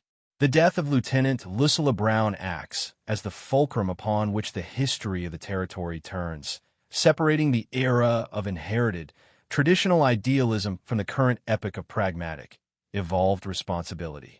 This final reflection seeks to synthesize the profound, multifaceted lessons of this history, contemplating the enduring nature of sacrifice and the way a small, interconnected society processes, incorporates, and eventually transcends an act of such raw, unadulterated violence. The story of what happened in Fagatogo is, at its core, a story about the cost of maintaining the rule of law in a world that is increasingly complex, and the unwavering resolve of a people who refuse to let that cost diminish their commitment to justice.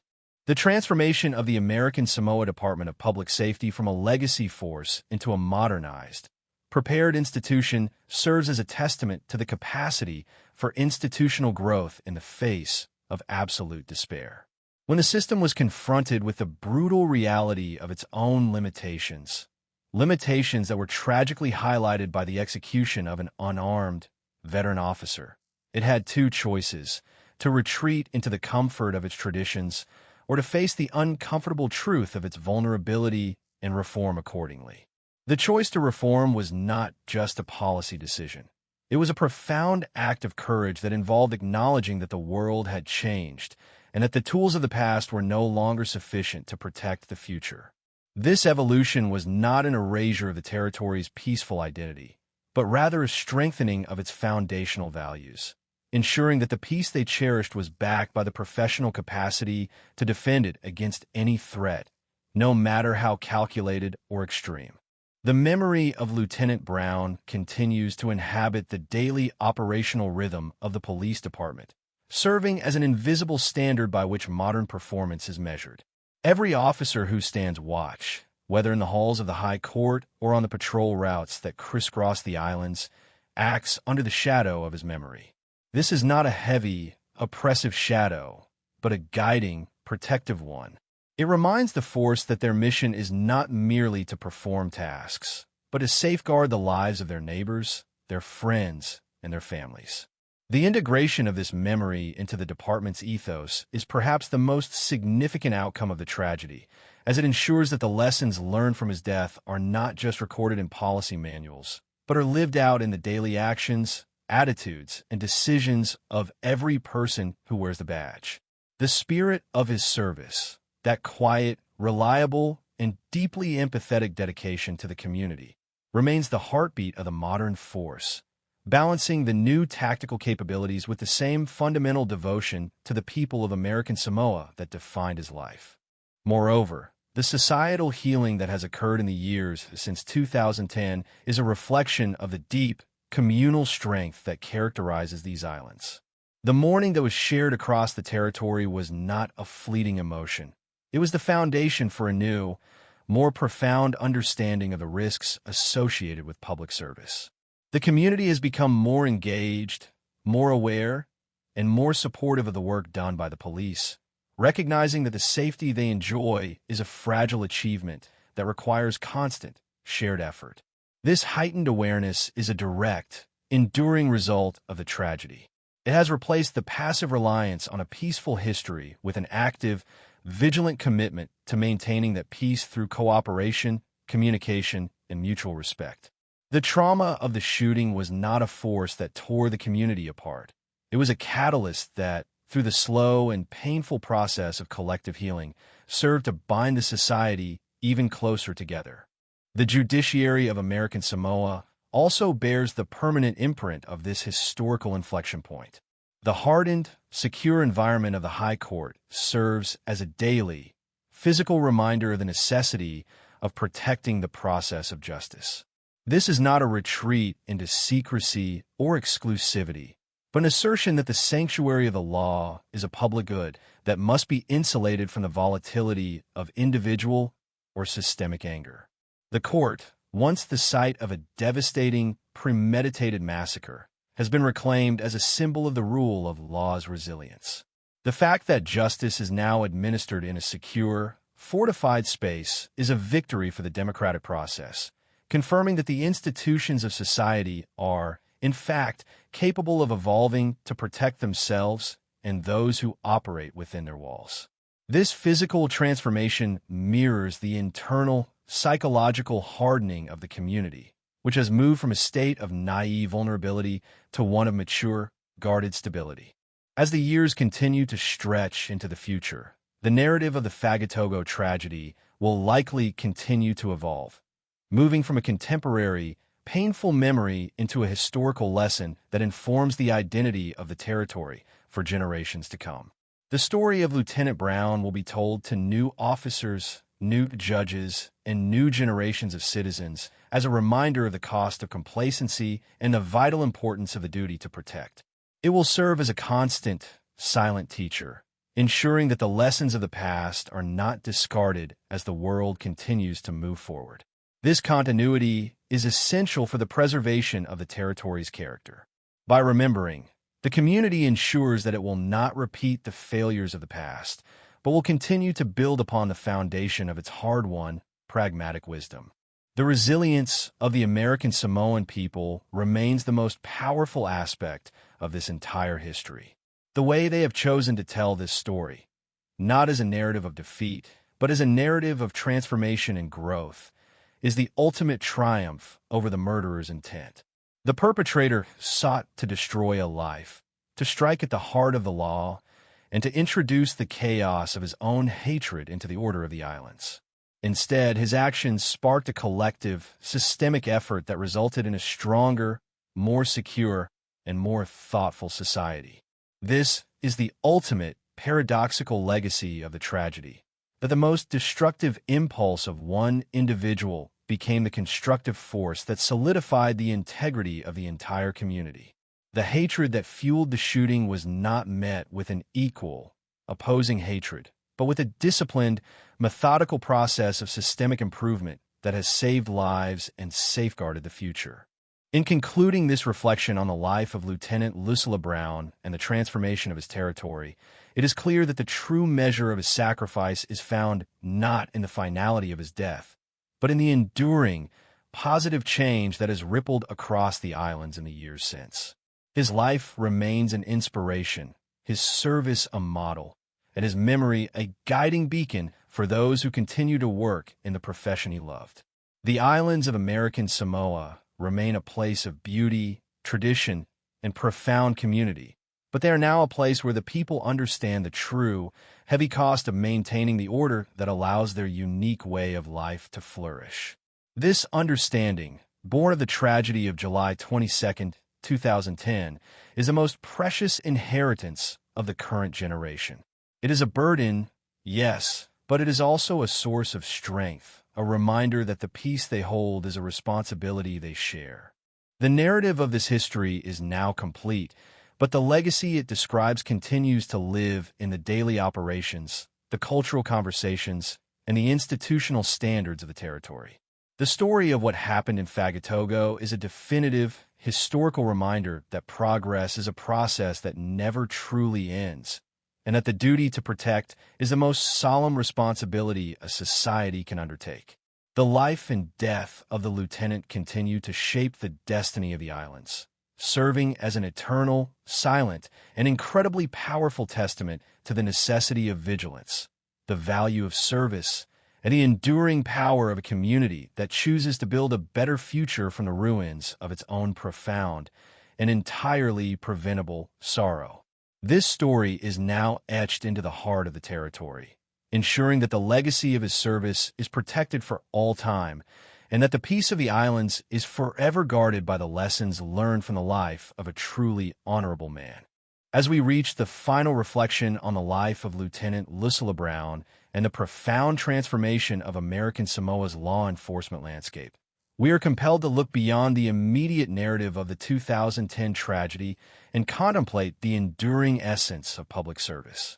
The history of this territory is not just a collection of events, but a living, breathing testament to the resilience of a people who have learned to harmonize their deep-seated cultural traditions with the unavoidable requirements of modern security. The memory of the Fagatogo shooting serves as the ultimate anchor for this understanding, a point of reference that reminds us that the safety of a society is not an accidental byproduct of peace, but a deliberate, hard-won achievement that must be defended by those who possess both the capacity and the character to do so. The legacy of the fallen lieutenant has become woven into the very fabric of the islands, serving as an invisible, watchful guardian that reminds every citizen and every officer of the sacred, heavy responsibility they share in maintaining their collective security. The evolution from an unarmed, legacy-based police force to the modern, tactically proficient agency of today was a transition of monumental significance. It was not merely a matter of changing uniforms or adding equipment, but a shift in the fundamental philosophy of governance. The department had to reconcile the gentle, community-oriented policing that had defined the islands for generations with the harsh reality that some threats cannot be neutralized by words or tradition alone. This was a painful, necessary evolution, one that demanded a level of honesty and introspection that few organizations are ever forced to undergo. By confronting the fatal vulnerability of their unarmed patrols, the Department of Public Safety emerged as a stronger, more realistic, and ultimately more effective institution. The training, the professional standards, and the culture of accountability that exists today are the direct, tangible fruits of this journey, ensuring that the sacrifice of those who came before is honored through the continuous, unwavering commitment to the safety of those who come after. The High Court of American Samoa, once the site of an unforgettable horror, now stands as a symbol of the territory's resolve. Its physical security, while necessary, is a secondary testament to the internal strength of the judicial system itself. The court has proven that it can withstand the pressures of modern, violent criminality without compromising its integrity or its commitment to the rule of law. The people who enter its doors today do so with a confidence that is rooted in the knowledge that they are protected by a system that has seen the worst of what can happen and has actively, meticulously, and effectively armored itself against a repetition. This sense of security is perhaps the most significant, though often invisible, tribute to the life of Lieutenant Brown. It is a daily, functional validation of the reforms that his death forced into existence, a silent promise that the sanctuary of justice will remain inviolable for the benefit of all who seek it. Reflecting on the role of the individual within this larger historical narrative, it becomes clear that the heroism of Lieutenant Brown was not a singular fleeting act, but the culmination of 15 years of consistent, honorable service. His life was a building block of the very society that mourned his passing, and his death served as the cornerstone for the systemic improvements that have followed. There is a deep, poetic justice in the fact that the man who lived his entire career embodying the best of his community should, in his passing, become the catalyst for the greatest advancement in the security of that same community. He remains a model of what a public servant should be: steady, reliable, and deeply committed to the welfare of others. His story has been passed down, not as a tragedy to be feared, but as a lesson to be understood, ensuring that his influence continues to shape the professional and social life of the territory. The community of American Samoa, with its deep roots in family, faith, and tradition, has emerged from this history with a renewed sense of shared responsibility. They understand now that the peace they enjoy is not a static condition, but an active, dynamic state that requires the participation and vigilance of everyone. The shooting, for all the pain it caused, served to solidify the bonds between the public and the police, creating a relationship that is based on mutual respect and a shared understanding of the stakes involved. The citizens have become partners in their own safety, acknowledging the vital, difficult work performed by their officers and providing them with the necessary support to do their jobs effectively. This is a profound, communal achievement, a level of societal maturity that is perhaps the most lasting and significant result of the entire experience. It demonstrates that a community that is willing to face its own sorrow with honesty and courage is a community that can overcome any challenge, no matter how daunting. As we look toward the future, the legacy of this history remains clear and unambiguous. The safety of the islands is the foundation upon which all other progress, social, economic, and cultural, is built. The lessons learned in the aftermath of 2010 are now ingrained in the professional and social life of the territory, serving as a constant, silent advisor to those who hold the weight of the law. The commitment to maintaining a force that is well-trained, well-equipped, and deeply integrated into the cultural life of the islands is the primary defense against the recurrence of such a tragedy. The officers of today, many of whom were not even on the force at the time of the shooting, are trained with an acute awareness of what happened on those courthouse steps, ensuring that the legacy of Lieutenant Brown is passed down through generations of service. The narrative of American Samoa's journey from the shadow of the courthouse tragedy to the light of a safer, more prepared future is a story of profound, enduring strength. It is a story of a small, traditional community that was tested by the most brutal, modern form of criminality and, rather than being broken by it, chose to reform and grow. The tragedy was an indictment of a system that was too trusting, a lesson that was learned at the highest possible cost, but it was also the birth of a more mature, realistic, and effective approach to policing. Every officer who walks the beat today, every security detail that stands at the entrance of the High Court, and every policy document that guides the department's actions carries the invisible imprint of the tragedy that reshaped their world.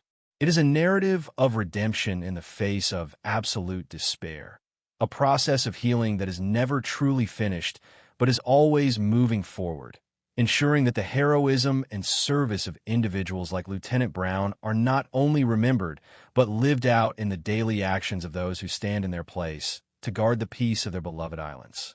In the final analysis, the life and death of Lieutenant Lucilla Brown represent the most important chapter in the history of American Samoan law enforcement.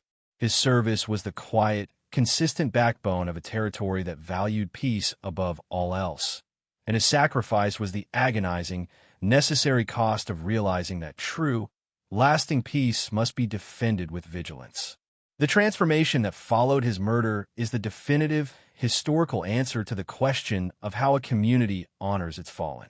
It is a transformation that has protected lives, hardened institutions, and deepened the bond between the people and their protectors.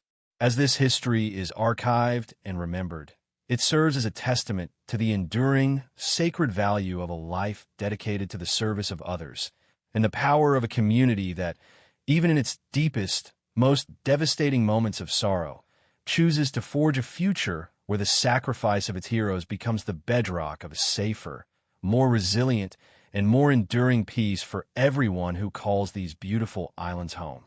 This story, in all its complexity, remains a guiding light, a guardian of the law, and an eternal reminder of the sacred, heavy responsibility that comes with the badge, ensuring that the legacy of his life remains as impactful and relevant today as it was on the morning he made the ultimate sacrifice for the people he served so well.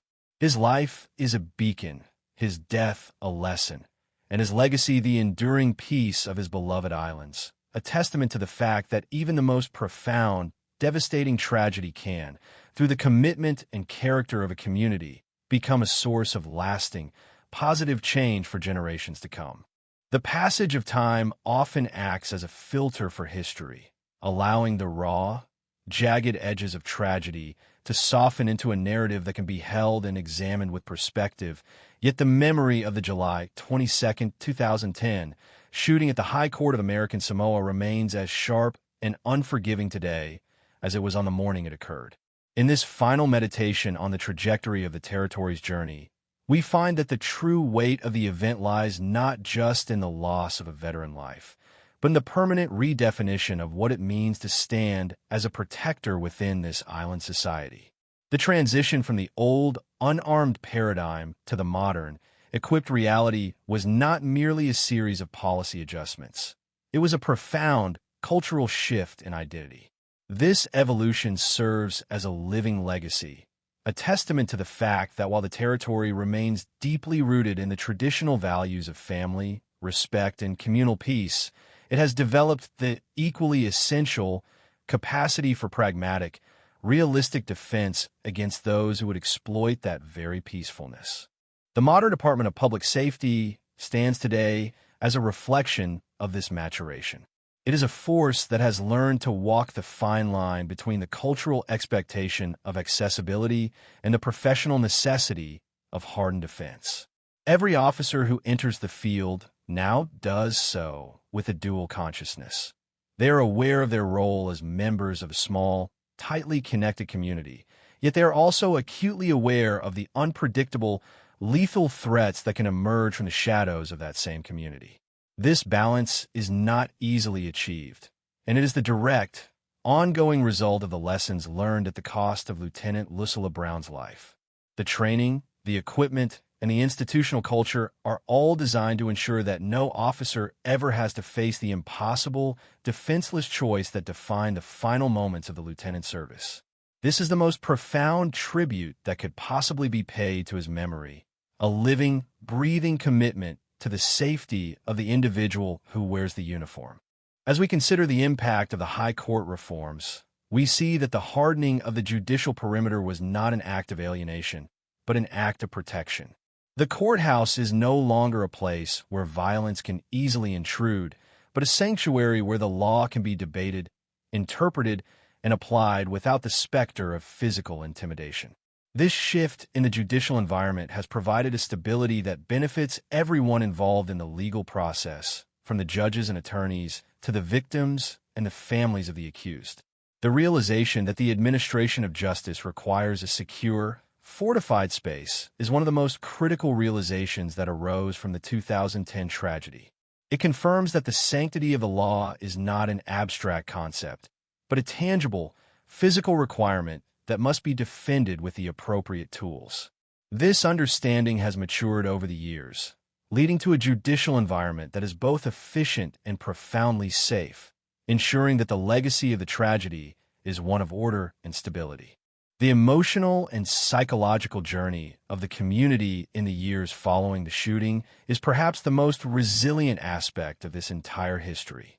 The people of American Samoa did not turn away from the reality of what happened. They engaged with it, analyzed it, and eventually incorporated it into their sense of self. They recognized that the pain of losing a respected neighbor and officer was a collective, societal trauma that required a collective, societal response. The way they have chosen to remember the lieutenant, not as a victim of a system, but as a martyr for the necessary evolution of that system, is a testament to their strength and their commitment to their own future. Their grief was channeled into the hard, sustained work of reform, ensuring that the sacrifice of one man would benefit the safety of all. This is the hallmark of a mature society, the ability to process profound sorrow and transform it into a foundation for a more secure, more thoughtful, and more resilient existence. Looking ahead, the responsibility for carrying this legacy forward rests with the next generation of leadership, the new recruits to the police force, and the citizens who continue to shape the character of these islands. They are the beneficiaries of a system that was rebuilt in the shadow of a grave mistake, and it is their duty to maintain the standards of vigilance and care that have been so dearly purchased. The memory of July 22, 2010 must never be allowed to fade, for it is the most important lesson in the territory's modern history. It is a reminder that the cost of complacency is too high, that the duty to protect is the most solemn obligation of the state, and that true, lasting peace is never a given, but a state of being that must be constantly, actively maintained by those who have been granted the authority and the responsibility to hold the line. The story of the murder of Lieutenant Lucilla Brown is a chronicle that touches upon the most fundamental aspects of the human experience: the struggle between order and chaos, the fragility of the social contract, and the enduring power of sacrifice. It is a story that, in its retelling, serves to reinforce the values that define the American Samoan experience, while also acknowledging the harsh truths of the modern world. The narrative that we have constructed over these pages is one of hope and transformation, even when it began in the depths of senseless, premeditated violence. It is a reminder that even when the light is extinguished in the most brutal of ways, it is possible for a community to come together, to identify the darkness, and to build a stronger, more effective, and more compassionate system for the future. This is the ultimate, enduring truth of the story, that the legacy of a hero is not just found in the life they lived, but in the lasting, positive impact they leave behind in the institutions and the people they served. In final conclusion, the history of this tragedy and its aftermath is a profound, historical account of a people who, in the deepest throes of grief, chose to build a future where the sacrifice of their hero would serve as the foundation of a safer, more resilient, and more enduring peace for everyone who calls these islands home. The lessons from that fateful day are now deeply ingrained in the professional and social life of the territory, serving as a silent, powerful guardian of the very law that Lieutenant Brown spent his life defending, and ensuring that his sacrifice remains an eternal, albeit painful, contribution to the safety and security of the people of American Samoa. His life is a beacon, his death a lesson, and his legacy the enduring peace of his beloved islands, a testament to the fact that even the most profound, devastating tragedy can, through the commitment and character of a community, become a source of lasting, positive change for generations to come. The Badgie War was a symbol of his duty, and the system that evolved after his death is a reflection of his honor, ensuring that the legacy of his service is protected for all time, and that the peace of the islands is forever guarded by the lessons learned from the life of a truly honorable man. This history is now etched into the heart of the territory, a permanent monument to the service, the sacrifice, and the enduring, unbreakable spirit of those who remain steadfast in their commitment to protecting the society they serve. The story is complete, the lessons are clear, and the future, though never truly guaranteed, is now fortified by the memory of the lieutenant whose life and whose death redefined the meaning of the protector in American Samoa for all time.